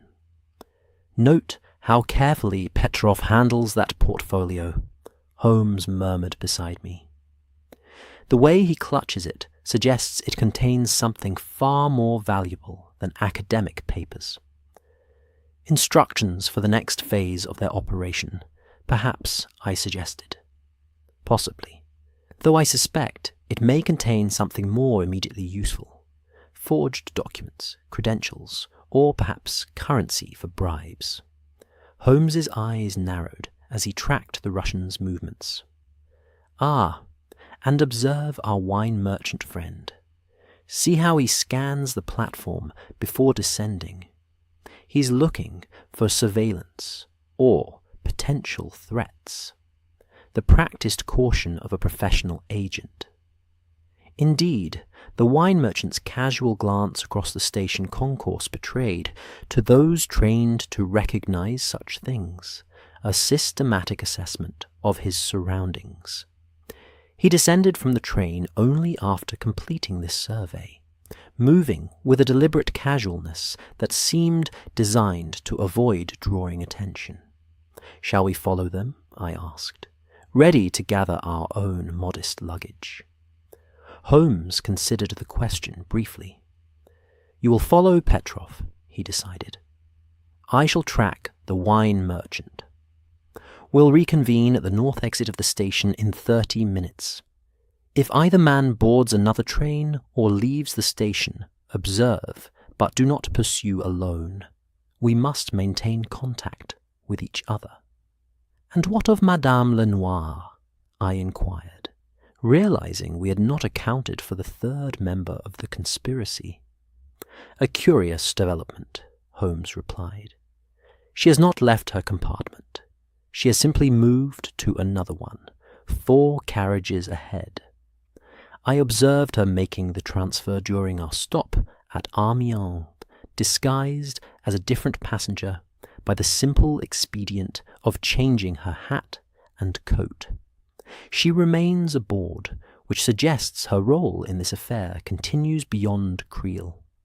This revelation demonstrated yet again Holmes's remarkable powers of observation. What had registered to me only as Madame Lenoir's absence from her original compartment had, to Holmes's discerning eye, revealed an entire tactical maneuver. We separated at the carriage door, Holmes disembarking first, while I lingered briefly to give him time to establish visual contact with the wine merchant. I then descended onto the platform and immediately spotted Petrov's slender figure moving toward the station's main hall, his leather portfolio clutched firmly under one arm. Maintaining a discreet distance, I followed the Russian academic through the crowded concourse, careful to use other passengers as screens between us. Years of working with Holmes had taught me the art of inconspicuous surveillance, though I would never claim to match my friend's almost supernatural to blend into any environment. Petrov moved with purpose, neither hurrying nor dawdling, his bearing that of a man with a clear destination in mind. He passed through the main hall and headed toward a row of private waiting rooms, reserved for first-class passengers. Pausing at the third door, he gave a quick glance around before entering. This presented me with a dilemma. Following him into the private room would immediately expose my surveillance. Yet, waiting outside might allow him to exit through another door or conclude whatever business brought him there without my knowledge. After a moment's consideration, I opted for a compromise approach. The waiting rooms had windows that looked out onto the platform, partially obscured by curtains, but not entirely concealed. I circled back to the platform and positioned myself where I could observe these windows while appearing to be merely waiting for a connection. From this vantage point, I had a partial view into the room Petrov had entered. What I saw confirmed our suspicions about the coordinated nature of the operation. Inside, Petrov was engaged in conversation with a man I recognized as the porter who had boarded at Boulogne, the false railway worker who had accessed the baggage car during the critical tunnel passage. They were bent over what appeared to be a map or diagram, their manner suggesting urgent consultation rather than casual exchange. The portfolio lay open on the table between them, and though I could not see its contents clearly, I observed Petrov removing what looked like several official documents bearing seals, likely the genuine papers from Fitzroy's diplomatic trunk. The porter examined these briefly before returning them to the portfolio, nodding in apparent satisfaction. Their meeting lasted perhaps 5 minutes before the porter gathered the portfolio and departed through another door, while Petrov remained in the waiting room. This development forced me to make a rapid decision. Should I continue monitoring Petrov or follow the porter who now carried what I strongly suspected were the stolen diplomatic documents? Recalling Holmes's instructions about not pursuing alone, I maintained my position, observing Petrov. The Russian academic appeared to be waiting for something or someone, checking his pocket watch periodically as the minutes passed. My patience was rewarded when, approximately 10 minutes later, a third figure entered the waiting room, the wine merchant whom Holmes had been following. This unexpected convergence suggested that Holmes too must be nearby, observing these developments. I scanned the platform discreetly, seeking any sign of my friend among the bustling travellers, but his talent for disguise and concealment made him invisible, even to my practised eye. The wine merchant's meeting with Petrov was brief, and appeared somewhat tense. There was an exchange of what looked like credentials or identification papers, after which the wine merchant departed, leaving through the same door the porter had used earlier. Petrov remained in the waiting room, though his demeanour had changed from watchful anticipation to a more relaxed posture, suggesting his part in the current phase of the operation was complete. With our agreed meeting time approaching, I made my way toward the north exit of the station, taking care to ensure I wasn't observed or followed. Holmes was already waiting when I arrived, though I nearly failed to recognize him.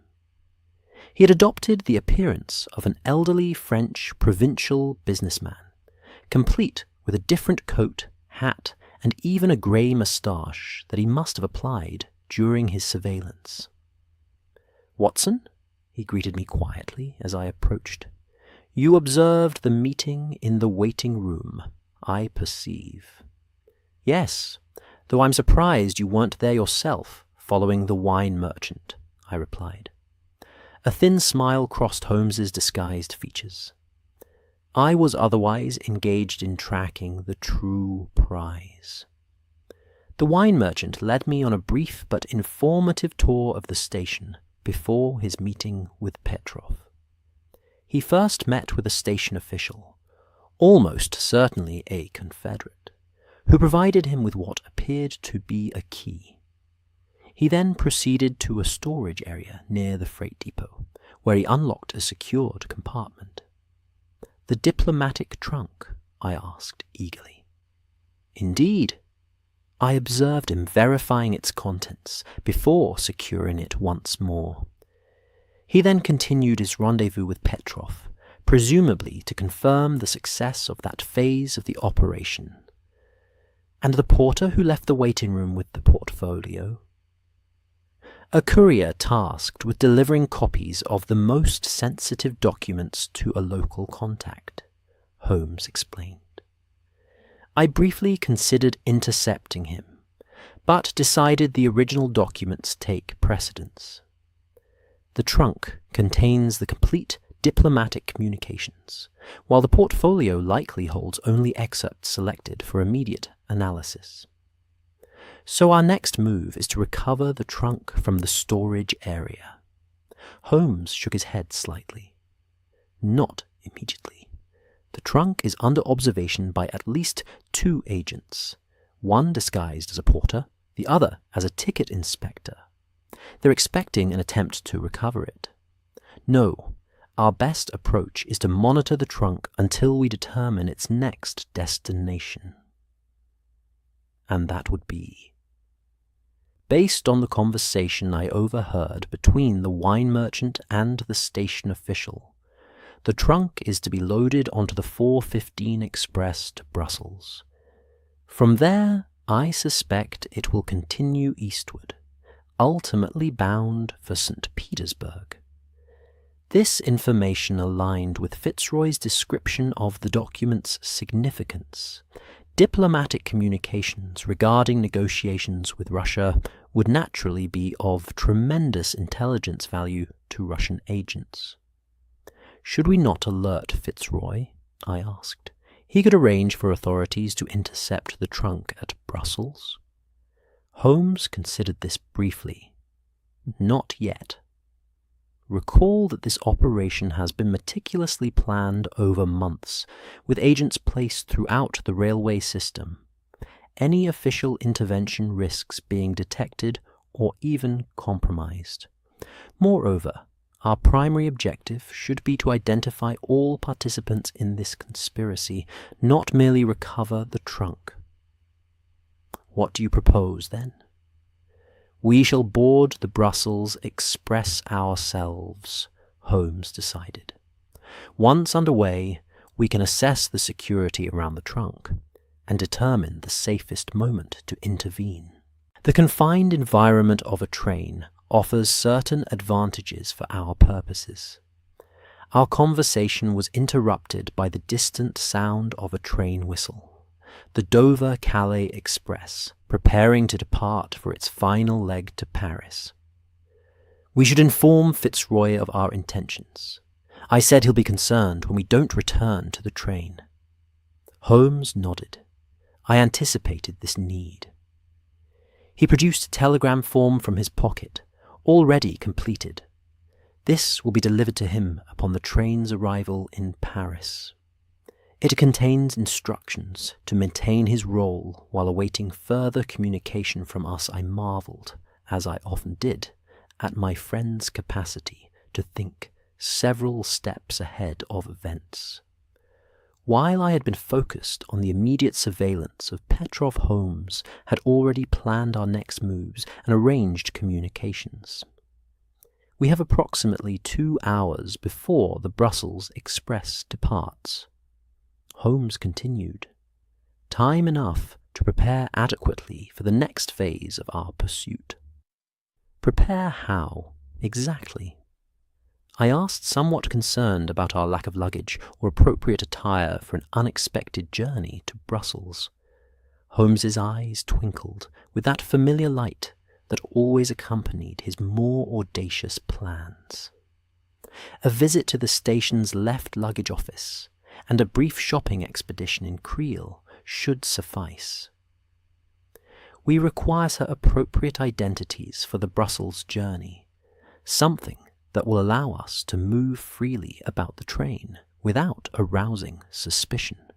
The next hour passed in a whirlwind of activity, as Holmes executed his preparations with characteristic thoroughness. From the station's lost property office, he somehow procured a small valise containing clothing that could be adapted to our needs. A quick visit to a haberdasher in the town provided additional items to complete our disguises. Railway inspectors. Holmes explained as we donned the appropriate uniforms in a discreet corner of the station washroom. Recently transferred from the Southern Line to assist with a security review of international routes, a cover that will explain both our unfamiliar faces and our interest in examining all aspects of the train, including the baggage areas. The transformation was remarkable. Holmes had an actor's gift for inhabiting a character completely, and within minutes his entire bearing had shifted to reflect the officious confidence of a career railway man. My own metamorphosis was less dramatic, but sufficient for our purposes, particularly as Holmes intended me to play a subordinate role in our fabricated identities. "Remember, Watson," Holmes instructed as we made our way toward the platform where the Brussels Express would soon arrive. "Maintain an air of routine professional interest. The agents guarding the trunk will be watching for anyone showing particular attention to it. Our advantage lies in appearing to have a legitimate reason for examining all cargo, and once we've located the trunk, we observe first. I wish to identify all operatives involved before we attempt recovery. The trunk will be closely watched during the journey, but there may be a moment, perhaps during a border inspection or meal service, when security is temporarily reduced.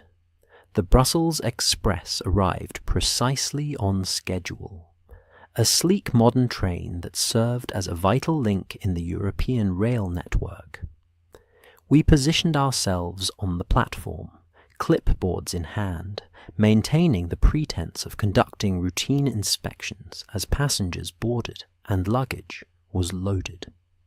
My pulse quickened as I observed the station porters wheeling a familiar steel trunk toward the baggage car.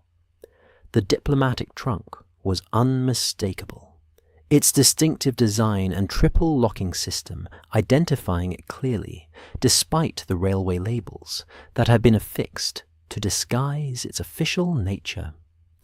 As Holmes had predicted, the trunk was accompanied by multiple attendants. The wine merchant himself supervised its loading, while the false porter and another man I hadn't previously seen maintained positions offering clear views of the baggage car. Their coordinated movements betrayed their connection to the operation, though no casual observer would have detected anything unusual in their behavior. 3 visible security elements, Holmes murmured, as we made a show of examining the coupling between carriages. Almost certainly others aboard the train we haven't yet identified. A substantial commitment of personnel, suggesting the extreme value placed on these documents. Or perhaps fear that the substitution has been discovered, I suggested. Holmes nodded thoughtfully. A valid consideration. They may be accelerating their timetable as a precaution. All the more reason for us to proceed carefully. Once the trunk was secured in the baggage car, we boarded the train, moving with the confident authority of railway officials conducting their duties. Holmes led us directly to the baggage car, where our uniforms granted immediate access. Inspection of secure cargo handling procedures, Holmes explained to the actual baggage attendant in flawless French, flashing a set of credentials that looked impressively official despite having been acquired less than an hour earlier. Recent irregularities on the Paris route have prompted a security review of all international services. The attendant, a young man who appeared somewhat overwhelmed by his responsibilities, accepted this explanation without question and granted us free access to the car. This allowed Holmes to conduct a thorough examination of the baggage area while maintaining our cover. The diplomatic trunk had been positioned in a secure corner of the car, chained to the floor, much as it had been on the Dover-Calais Express. Its placement offered limited access, with any approach clearly visible to the baggage attendant's position, a tactical consideration that suggested the young man might himself be part of the conspiracy, or at least paid to observe the trunk.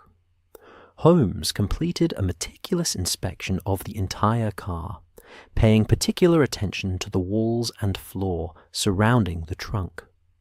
I understood he was checking for any hidden compartments, similar to the one that had facilitated the original theft. But his expression revealed nothing to the watching attendant. "Everything appears to be in order," Holmes announced finally. "We'll continue our inspection of the passenger carriages. You may expect random follow-up checks throughout the journey." The attendant nodded, visibly relieved that our inspection had concluded without incident. As we exited the baggage car, Holmes whispered, "Did you observe his hands?" "The attendant's?" "No, nothing particular about them. Cigarette stains on the right index and middle fingers, but of a distinctive yellow hue produced by Russian tobacco, the same brand I noticed the wine merchant smoking earlier. Not conclusive evidence of complicity, but suggestive of shared resources or recent close contact." We proceeded through the passenger carriages, maintaining our pretense of a security inspection, while Holmes systematically identified the various agents involved in the operation. His trained eye detected subtle signs invisible to ordinary observation, a particular way of sitting that suggested military training, the slight bulge of a concealed weapon, patterns of eye movement that revealed surveillance activity. 6 operatives in total, Holmes concluded as we completed our circuit of the train. The wine merchant appears to be the mission commander, with the others serving specific roles: surveillance, security, and technical support. A sophisticated operation with redundant systems. Recovering the trunk will not be simple. "Shall we attempt it before the border crossing?" I asked, aware that once the train entered Belgium, our ability to involve British authorities would be significantly complicated. Holmes considered this question as we made our way to the dining car, where we could converse without arousing suspicion. Once seated with coffee before us, he outlined his assessment. "The current security arrangement presents minimal opportunities," he explained. "The baggage car is continuously monitored, with agents positioned to observe all approaches. A direct recovery attempt would likely fail and alert the entire network to our involvement." "What alternative do we have?" I pressed, conscious of the diplomatic significance of the stolen documents. "Patience, Watson," Holmes replied, his eyes taking on that distant look that indicated his mind was working through multiple scenarios simultaneously. "The Brussels station will necessitate a reconfiguration of their security arrangements. The trunk must be transferred either to another train or to a temporary holding location. That transition will present our best opportunity. And if they detect our presence before then—" "They won't," Holmes said with quiet confidence. "Our current disguise is effective, and we have the advantage of knowing their identities while remaining unknown to them. Nevertheless, we should separate periodically to reduce the risk of drawing attention. I suggest you return to the sleeper carriage and rest for an hour while I continue reconnaissance. We'll need our full faculties for what lies ahead." I agreed to this plan, recognizing the wisdom in conserving energy for what would likely be a challenging confrontation. As I made my way to the sleeper carriage, I reflected on the extraordinary series of events that had transformed what should have been a routine diplomatic courier mission into an international conspiracy of remarkable complexity. The sleeper compartment Holmes had somehow secured for our use was modest, but comfortable, positioned with a clear view of the corridor leading to the baggage car. Another example of my friend's meticulous attention to tactical advantage. I settled onto the narrow bunk, not expecting to actually sleep, but willing to rest, as Holmes had suggested. To my surprise, I must have dozed off, for I was startled awake. by Holmes's quiet entry into the compartment. The quality of light through the window had changed, suggesting that at least an hour had passed. "Any developments?" I asked, immediately alert. "Several, and most intriguing," Holmes replied, his expression animated with that particular energy that always accompanied significant progress in a case. "I've identified 2 additional players in our drama, a Belgian customs official who boarded at the last stop, and a woman I believe to be the actual coordinator of the entire operation. A woman, Madame Lenoir, who remained on the train to Paris." Holmes shook his head. "No, though I suspect they are colleagues. This woman joined the train at the same stop as the customs official. She travels as Lady Witherspoon, an English widow returning from a continental tour, but her accent betrays Eastern European origins beneath the practiced English pronunciation. Russian?" I suggested, recalling the diplomatic document's relevance to Anglo-Russian negotiations. "Perhaps, though I would guess Romanian, or possibly Hungarian, based on certain phonetic particularities." Holmes seated himself opposite me, lowering his voice, though we were alone in the compartment. "The most significant development, however, is what I observed during a brief conversation with our wine merchant friend in the smoking car. You spoke directly with him." I couldn't hide my astonishment at this audacious move. Our railway inspector cover provided the perfect pretext for casual conversation about security procedures, Holmes explained. During our exchange, he received a telegram delivered by the train's conductor. His reaction upon reading it was most informative. A momentary widening of the eyes, a tightening of the jaw muscles, and an immediate excuse to terminate our conversation.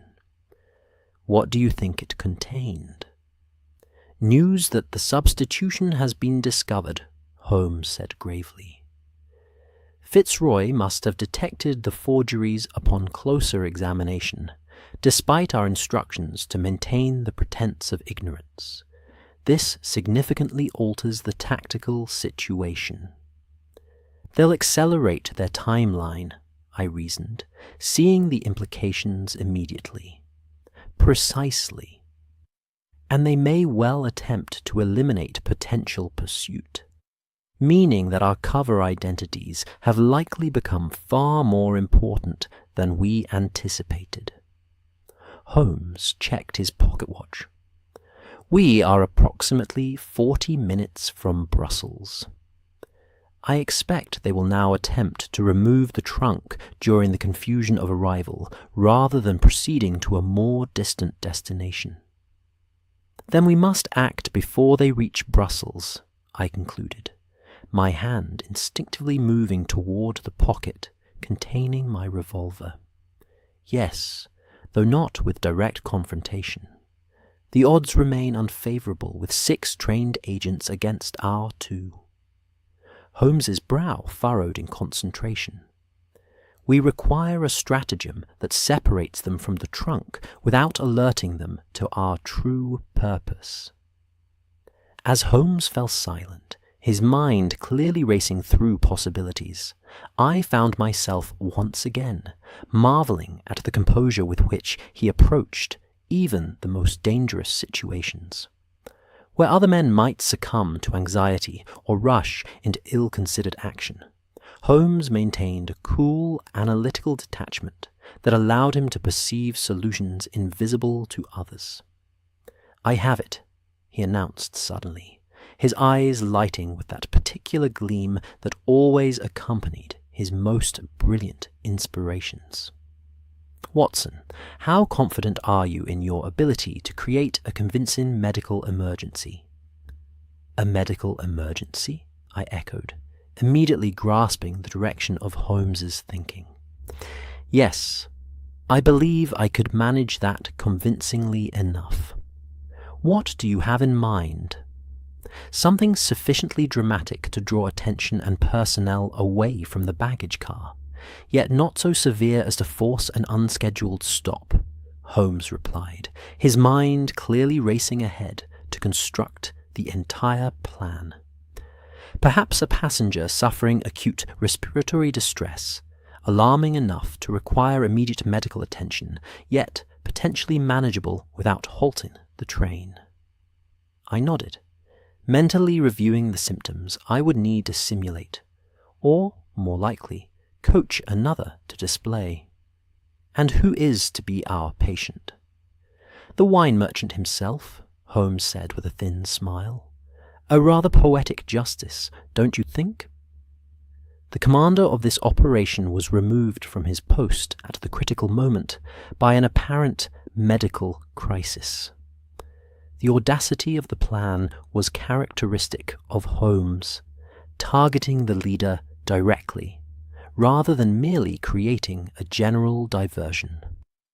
By removing the central coordinator from the equation, we would not only gain access to the trunk, but also disrupt the chain of command among the conspirators. How do you propose to induce such symptoms without administering an actual substance? I asked, concerned about crossing the line from deception into something potentially harmful. Holmes reached into his pocket and produced a small vial of clear liquid. A simple compound of my own devising, harmless but most effective for our purposes. When added to a hot beverage, it produces symptoms similar to an acute asthmatic attack, respiratory difficulty, a flushed face, evident distress. The effects are dramatic, but temporary, lasting approximately 15 to 20 minutes before gradually subsiding with no lasting consequences. I examined the vial with professional interest. And the delivery method? That will require precise timing and a touch of theatrical distraction, Holmes explained. The wine merchant takes his coffee in the dining car at regular intervals, most recently at 20 minutes before each hour.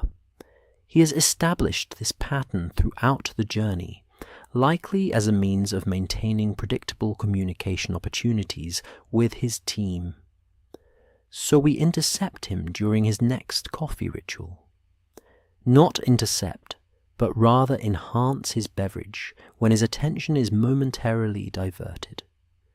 Holmes checked his pocket watch. We have approximately 18 minutes until his next appearance in the dining car. Time enough to position ourselves appropriately and prepare the final elements of our strategy. Holmes outlined the complete plan as we made our way toward the dining car, each of us adopting the confident stride of railway officials going about their routine duties. His scheme was elegantly simple in concept, yet required precise execution. A momentary distraction, a quick addition to the wine merchant's coffee, and then a medical emergency, requiring the immediate attention of a doctor, a role I would naturally assume given my profession. "Remember, Watson," Holmes murmured as we entered the dining car and selected a table with a clear view of both entrances. "Once the compound takes effect, the wine merchant's confederates will be alert for any sign of foul play. Your medical intervention must appear both spontaneous and genuinely concerned. Any hint of premeditation would alert them to our true purpose." "I understand," I assured him, settling into my role as we ordered coffee and surveyed the car's occupants. Though I still don't see how this provides us access to the trunk. Surely at least one agent will remain on guard despite the emergency. "Indeed," Holmes agreed. "That is why the medical crisis is only the first movement in our symphony. The second requires a technical element for which we are fortuitously prepared." From his pocket, Holmes produced a small metal object that resembled a railway coupling pin, but with subtle modifications to its structure. This device, when inserted into the connection between the baggage car and its adjacent passenger carriage, creates the impression of an imminent coupling failure, a potentially catastrophic situation requiring immediate attention from all railway personnel. "Good Lord," I exclaimed softly, impressed by the thoroughness of his preparations. "When did you acquire such a specialized tool?" A hint of a smile crossed Holmes's features. "I made a brief visit to the locomotive while you were resting. The engineer proved most informative regarding the technical vulnerabilities of this particular model of train. The device itself I fashioned from materials in the maintenance compartment." Before I could express further admiration for his ingenuity, Holmes's attention shifted to the dining car's entrance. "Our principal actor arrives," he murmured. "Observe, but do not stare." The wine merchant entered with the casual confidence of a man accustomed to command, nodding to the dining car attendant, who immediately moved to prepare his regular order without being asked. A creature of habit, as Holmes had observed, which made him vulnerable to our stratagem. As the attendant placed a steaming cup of coffee before him, the wine merchant withdrew a newspaper and began to read, positioning himself so that he maintained peripheral vision of both the car's entrances and its other occupants. It was the behavior of a trained operative, alert, without appearing vigilant, casual, yet completely aware of his surroundings. "The stage is set," Holmes murmured. "Now we require our moment of distraction." As if summoned by his words, the opportunity presented itself in the form of a commotion at the far end of the dining car.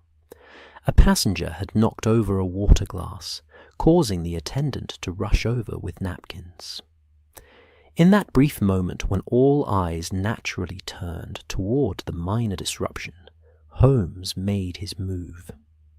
It happened so quickly that even I, watching specifically for it, barely detected the motion, a smooth, economical movement that took him past the wine merchant's table, where his hand momentarily descended near the coffee cup, before continuing onward, as if he was simply making his way toward the commotion. By the time the wine merchant's attention returned to his surroundings, Holmes was several steps beyond his table, his expression one of mild interest in the spill being cleaned up. We returned to our own table, where Holmes resumed our conversation about railway security protocols as if nothing had occurred. Approximately 3 minutes later, our plan bore fruit with dramatic effect. The wine merchant's first sign of distress was subtle, a slight clearing of the throat, a minor adjustment of his collar. But within moments, the symptoms accelerated precisely as Holmes had predicted. His breathing became visibly labored, his face flushed with alarming rapidity, and he clutched at his chest in evident distress. When he attempted to stand, he staggered, knocking his newspaper to the floor and drawing immediate attention from nearby passengers. "The gentleman appears unwell," Holmes remarked loudly. "Dr. Wilson, perhaps your medical expertise is required." Taking my cue, I rose and hurried to the wine merchant's side, the very picture of professional concern. "Please, sir, sit down and try to remain calm. I am a physician. Allow me to help you." The wine merchant's distress appeared too genuine for him to question my sudden appearance or offer.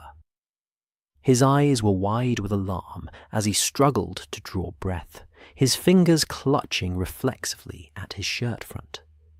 I made a show of checking his pulse and respiration, my expression grave but composed. "This man is having a severe respiratory episode," I announced to the growing crowd of concerned onlookers. "I need space and quiet." Someone informed the train staff immediately. As I had anticipated, word spread rapidly through the train. Within moments, the wine merchant's confederates began to appear.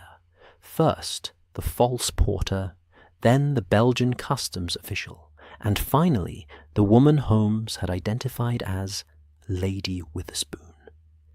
Each maintained their respective covers while finding pretexts to approach and assess the situation, their concern appearing genuine to casual observers, but betraying to Holmes's trained eye their true connection to the stricken man. "His condition is concerning but stable," I informed them, playing my role to perfection. "I believe it may be an acute asthmatic attack, possibly triggered by something in his food or drink. He requires continued monitoring and a calm environment. Perhaps he should be moved to his private compartment," suggested Lady Witherspoon, her English accent impeccable, despite the Eastern European origins Holmes had detected. "An excellent suggestion," I agreed. "But he'll need assistance walking, and I should accompany him to ensure his condition doesn't deteriorate." This arrangement, as Holmes had anticipated, effectively removed 3 key members of the conspiracy from their stations: the wine merchant himself, the false porter who helped support him, and Lady Witherspoon, who led the way to his compartment. The Belgian customs official hesitated briefly before following, clearly torn between his duty to his commander and his assignment to monitor the diplomatic trunk. As we departed the dining car with our improvised medical evacuation, I caught Holmes's eye momentarily. He gave me the slightest of nods before slipping away in the opposite direction, toward the baggage car, where the second phase of our plan would now commence. The wine merchant's private compartment was located in the first-class carriage, a well-appointed space that reflected his cover identity as a successful businessman. As we settled him onto the comfortable seat, his breathing remained laboured but, as Holmes had promised, showed no signs of truly dangerous distress. I maintained my professional demeanour, taking his pulse periodically and offering reassuring comments about his gradual improvement. Lady Witherspoon remained by his side, her concern appearing genuine, though her eyes occasionally darted to the corridor with evident anxiety. The false porter positioned himself near the door, ostensibly to prevent disturbances, but clearly serving as a lookout. The customs official, after briefly observing the situation, murmured something to a Lady Witherspoon before departing, presumably to check on the diplomatic trunk. "I believe the worst has passed," I announced, after approximately 10 minutes of monitoring. "His colour is improving, and his breathing is becoming less laboured. These attacks, while frightening, often resolve themselves with proper rest." The wine merchant, who had been unable to speak during the peak of his symptoms, managed a hoarse whisper. "What caused this?" "Difficult to say with certainty," I replied, maintaining my medical persona. "An allergic reaction, perhaps? Or an underlying respiratory condition exacerbated by railway conditions, the dry air, coal smoke, perhaps even dust from the upholstery. I would recommend a thorough examination when you reach your destination." My patient nodded weakly, though I detected a flicker of suspicion crossing his features as his faculties gradually returned. Lady Witherspoon leaned closer to him, murmuring something in a language I didn't recognize. Russian, perhaps? or one of the Eastern European tongues, Holmes had suggested. Whatever she said caused the wine merchant's eyes to widen momentarily before he composed his expression.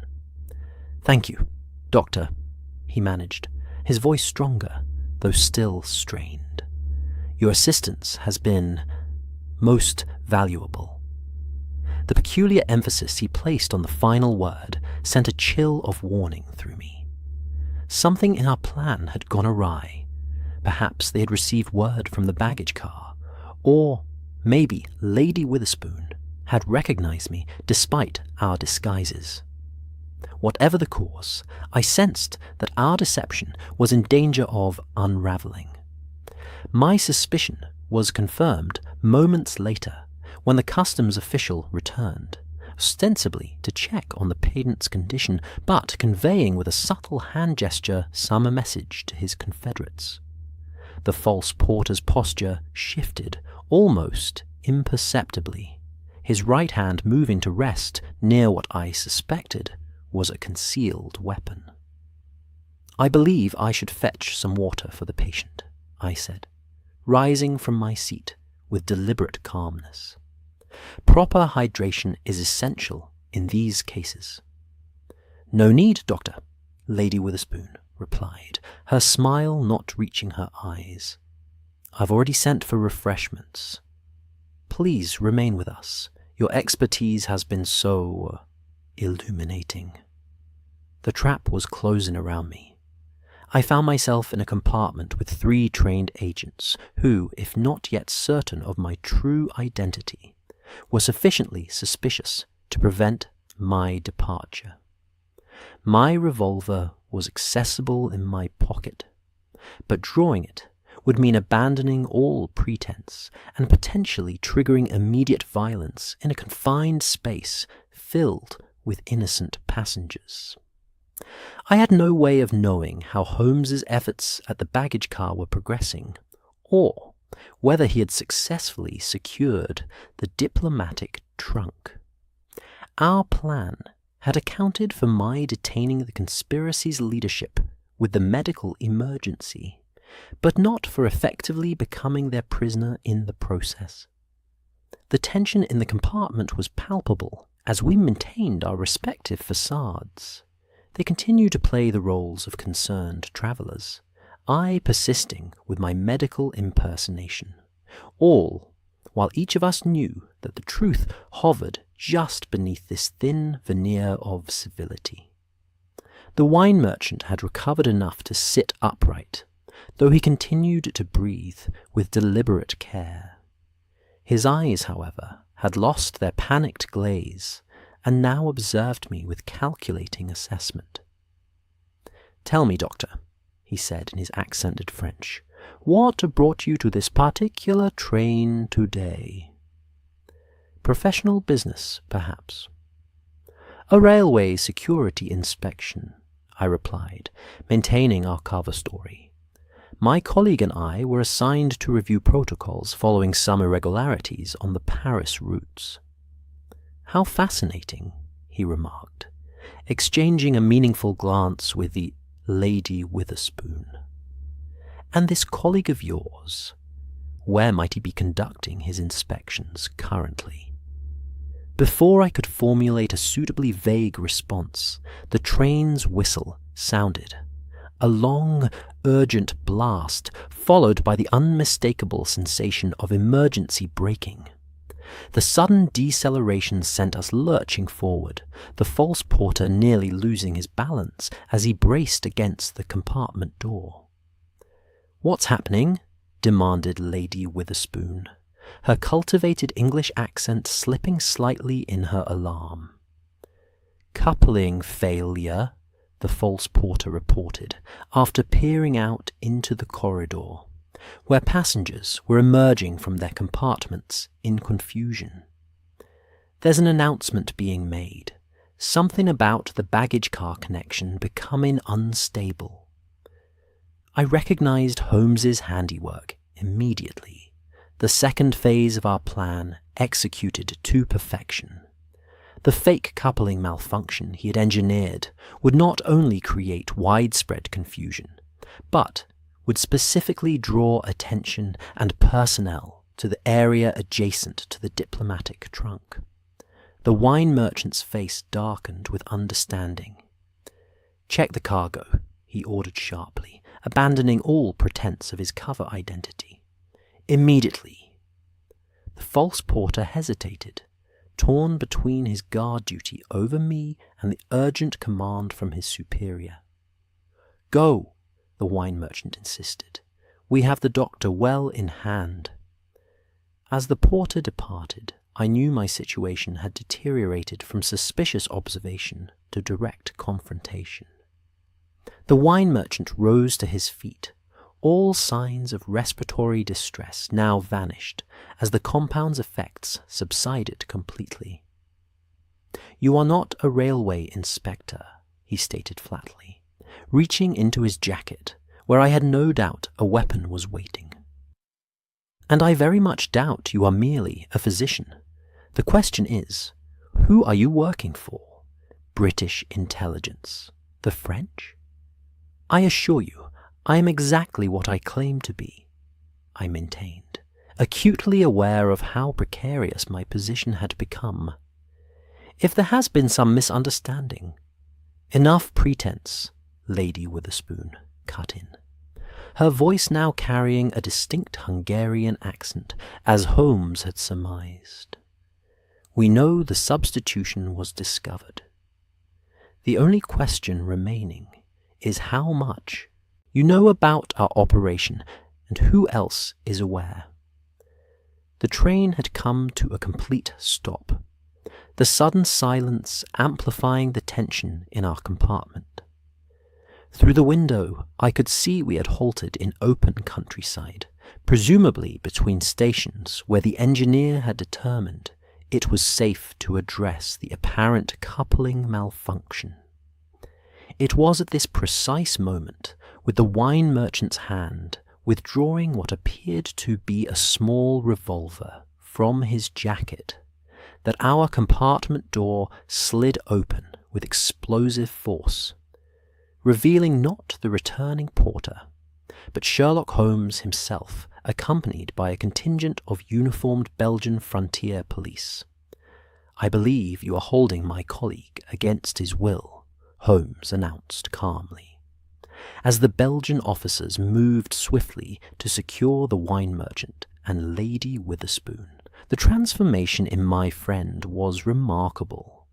Gone was the railway inspector disguise, replaced by the confident authority of a man who had successfully orchestrated a complex counter-operation. The wine merchant's face betrayed first shock, then grudging admiration as he was relieved of his weapon and handcuffed. "Mycroft's work, I presume," he said, addressing Holmes directly. "My brother provided the introduction," Holmes replied cryptically. "The execution, however, was entirely our own endeavour." As the officers escorted our prisoners from the compartment, Holmes turned to me with evident relief. "You appear unharmed, Watson, though I suspect the conversation was becoming rather uncomfortable." "Increasingly so," I agreed, finally relaxing my tense posture. "Your timing, as ever, was impeccable. But how did you manage to summon Belgian authorities so promptly?" Holmes's eyes gleamed with that particular satisfaction that always accompanied the successful resolution of a complex problem. "I didn't summon them. They were already aboard.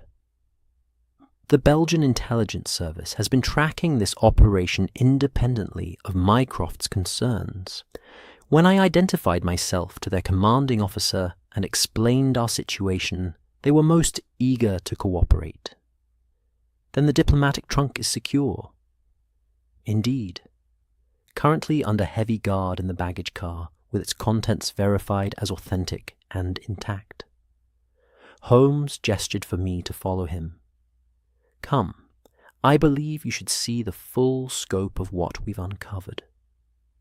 We made our way through the now stationary train, passing confused passengers being reassured by railway staff that the delay was temporary and due to a mechanical issue that was already being resolved. In truth, I later learned, the mechanical issue had been entirely fabricated as part of Holmes's stratagem, with the full cooperation of both the railway authorities and the Belgian police. The baggage car presented a scene of remarkable activity when we arrived. No fewer than 6 Belgian officers were cataloguing evidence, while a distinguished gentleman in civilian clothes supervised the process. The diplomatic trunk stood open in the centre of the car, its contents being carefully documented by a clerk. Detective Inspector Maes of Belgian State Security. Holmes introduced the civilian supervisor. Inspector, this is my colleague Dr. Watson, whose medical diversionary tactics proved most effective. The Belgian nodded respectfully. Your colleague has explained your ingenious approach, Doctor. Most impressive improvisation. The true ingenuity lies not in our methods, but in the operation we disrupted, Holmes corrected, directing our attention to the false wall compartment, which now stood fully exposed. Watson, observe what our friends had constructed here. I approached the hidden compartment, noting that the Belgian officers had removed the entire panel to reveal the sophisticated mechanism behind it. What had appeared from the outside as a simple sliding panel was in fact an elegantly engineered system of counterweights and spring-loaded locks designed to open silently and close automatically after use. Remarkable craftsmanship, I observed, but how did they manage to substitute the trunks so perfectly? The original was chained to the floor. Holmes indicated a section of the floor within the hidden compartment. Note these grooves in the floor planking. They allowed the compartment to extend temporarily beneath the chained trunk, creating a space where both the original and the replica could exist simultaneously. The chains remained locked throughout, simply encompassing both trunks during the brief transition. Inspector Maes joined us, adding, "We believe this mechanism was developed by this man." He handed Holmes a photograph of a thin, scholarly-looking individual I didn't recognize. Anton Vladic, formerly an engineer with the Hungarian State Railways, more recently employed by various intelligence services for his technical expertise. His specialty is creating hidden compartments in transportation vehicles. Fascinating, Holmes remarked, studying the photograph. I would very much like to interview this gentleman, though I suspect he is nowhere near this train. Correct, the inspector confirmed. According to our intelligence, he completed the modifications months ago and departed. The operation has been in planning for at least that long. Holmes turned his attention back to the diplomatic trunk. And the documents? Have you verified their significance? Maes nodded gravely. Just as your Mr. Fitzroy described, diplomatic communications regarding the upcoming negotiations between Britain and Russia. Had these fallen into unauthorized hands, the strategic consequences would have been severe. Not merely for Britain, Holmes observed. Belgium's position as a neutral nation depends heavily on the balance of power among the greater European nations. Any significant shift in Anglo-Russian relations would have repercussions here as well. Precisely why we had our own operation in progress, Maes agreed. Though I admit, your intervention accelerated matters considerably. As we conversed, a railway engineer arrived to inspect the coupling that Holmes had allegedly tampered with. Finding nothing actually wrong with the mechanism, Holmes, having removed his device during the commotion, he declared the train safe to proceed.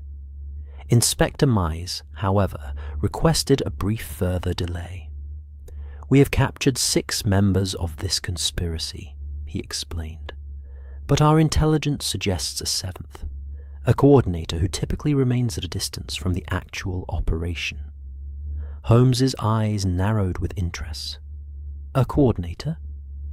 Can you describe this individual?" "Unfortunately, no. We have only code names from intercepted communications. This person is referred to simply as the Professor." I noticed Holmes's sudden stillness, a reaction so subtle that only someone who knew him as well as I did would have detected it. The title clearly held significance for him, though he made no comment on it. "The remaining conspirators are being thoroughly interrogated," Mize continued. "With luck, we may learn more about this professor and the broader network. I should very much appreciate being kept informed of any discoveries in that regard," Holmes said, his voice carefully neutral. "My brother Mycroft would also value such intelligence." As the train prepared to resume its journey to Brussels, now with a contingent of Belgian security personnel aboard, Holmes and I returned to our compartment. Only when we were alone did I venture to ask about his reaction to the mention of the Professor. "It may be nothing," Holmes said, gazing thoughtfully out the window at the Belgian countryside. "A common code name, perhaps, or simply a coincidence. Yet. You suspect it might be related to Moriarty?" I asked quietly, naming the criminal mastermind who had once been Holmes's greatest adversary. "Moriarty is dead, Watson, as you well know. We both witnessed his fall at Reichenbach." Holmes's voice was firm, yet I detected the slightest note of uncertainty. But his organization was vast, his influence far-reaching. "It is not inconceivable that some fragment of his network survives, perhaps even flourishes, under new leadership. As I sit here now, 3 years removed from that remarkable adventure aboard the Dover-Calais Express, the fire in my study hearth casting its warm glow across these pages, I find myself reflecting on how the seemingly simple task of transporting diplomatic documents became an international chess game of extraordinary complexity. The rain continuing to beat against my windows only strengthens the vivid recollections of those tense hours spent pursuing a vanished trunk across the Channel and into Belgium. Our journey concluded not in Brussels as originally planned, but rather with an unexpected detour to London, where Mycroft Holmes himself awaited our arrival with a recovered diplomatic trunk. The reunion between the Holmes brothers at Victoria Station remains etched in my memory, a study in contrasting personalities united by formidable intellect. "You've exceeded expectations, Sherlock," Mycroft had remarked, his usual reserve briefly giving way to genuine appreciation. "The Belgian authorities report that 6 agents are in custody, and the trunk's contents remain secure and uncompromised." Holmes, ever modest about his achievements, merely nodded. "The operation was more extensive than your initial briefing suggested, brother. The resources devoted to this theft indicate its extraordinary importance to someone beyond the obvious Russian interests." Mycroft's expression darkened momentarily. "Yes, the mention of this professor character is concerning. Rest assured, I have people investigating the matter thoroughly." What followed was a private debriefing at Mycroft's Whitehall office, where Holmes recounted the entire affair in precise detail. I observed that Mycroft, unlike most who heard Holmes explain his deductive processes, required no simplification or clarification. The elder Holmes absorbed information at a rate that matched his brother's ability to provide it. A meeting of compatible minds rarely witnessed. The use of a false wall compartment in the baggage car represents a significant evolution in techniques, Mycroft noted, examining the diagrams Holmes had sketched. Previously, such operations typically relied on simple substitution during transfers between vehicles. This approach, maintaining the illusion that the original trunk remained in place throughout, suggests a more sophisticated methodology. And a longer preparation timeline, Holmes added. The modifications to that particular baggage car would have required advanced knowledge of Fitzroy's scheduled journey and route, information that should have been known to very few individuals. Indeed, Mycroft's expression grew grave. This suggests a security breach at the highest levels. We have already begun a discreet internal investigation. I would look particularly at any personnel with connections to Hungary or Romania, Holmes suggested. The woman using the identity Lady Witherspoon carried herself with the distinctive posture taught at certain Eastern European finishing schools, and her accent, when she abandoned her English pretense, suggested Budapest or, perhaps, Transylvania. The brothers continued their analysis, dissecting every aspect of the conspiracy with methodical precision. I contributed my observations regarding the wine merchant's behavior during his feigned medical crisis, noting how his training had allowed him to maintain composure even while experiencing genuine respiratory distress. Professional agents of the highest caliber, Mycroft agreed. Not typical Russian intelligence personnel. This has the hallmarks of a specialized independent group. Mercenaries, then, I suggested. Of a sort, Holmes replied thoughtfully. Though motivated by ideology as much as financial gain, I suspect. The wine merchant's bearing and linguistic patterns suggested military training, specifically from the Austro-Hungarian officer corps. Yet his operational methods were distinctly non-military, adaptive, improvisational, a man who had left formal service but retained his training and discipline. As the debriefing concluded, Mycroft thanked us for our service with uncharacteristic warmth. The diplomatic consequences of losing those documents would have been significant. You have both rendered your country a great service, gentlemen. One which, I presume, will never appear in the public record, Holmes remarked with a wry smile. Naturally, Mycroft confirmed. Though I understand Dr. Watson's literary efforts require material, this particular adventure must remain unchronicled.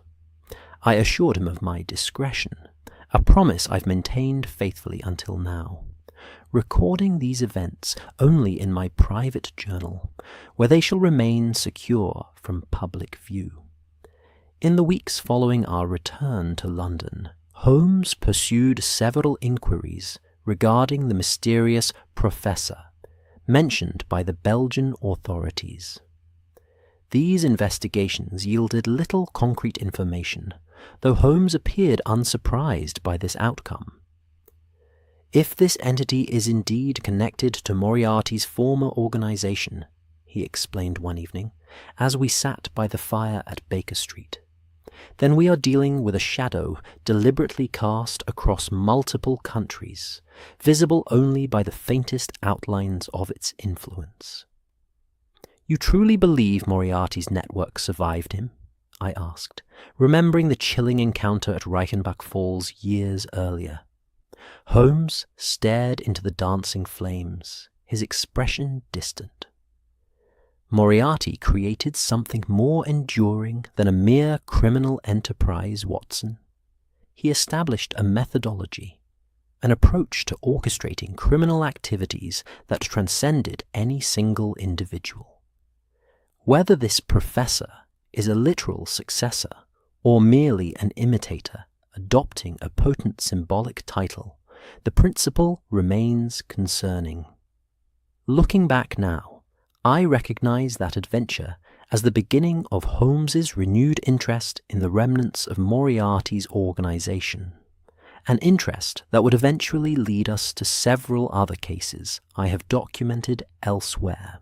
The Vanishing Luggage affair, while never publicly acknowledged, represented a crucial turning point in Holmes's understanding of how international intrigue and criminal enterprise had evolved in the post-Moriarty era.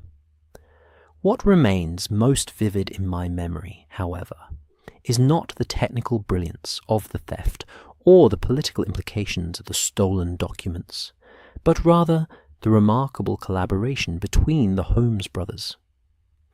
Their relationship had always fascinated me. Two extraordinary minds connected by blood, yet separated by temperament and lifestyle. During this case, I glimpsed a deeper mutual respect than either typically acknowledged, a recognition of complementary strengths that, when combined, proved formidable indeed. As I close this journal entry, the fire now burning low in the grate, and the rain finally subsiding outside my window, I find myself grateful for having witnessed this singular adventure. Though it can never join the published accounts of Holmes's cases, it exemplifies the qualities that made him the most remarkable man I have ever known. His analytical brilliance, his talent for improvisation, and his unwavering commitment to justice, regardless of whether his contributions would ever be publicly recognized. In the great game of nations, as in the streets of London, Sherlock Holmes remained a guardian of order in a world increasingly defined by shadowy complexities, a reality that, as the new century approaches, shows no signs of simplification.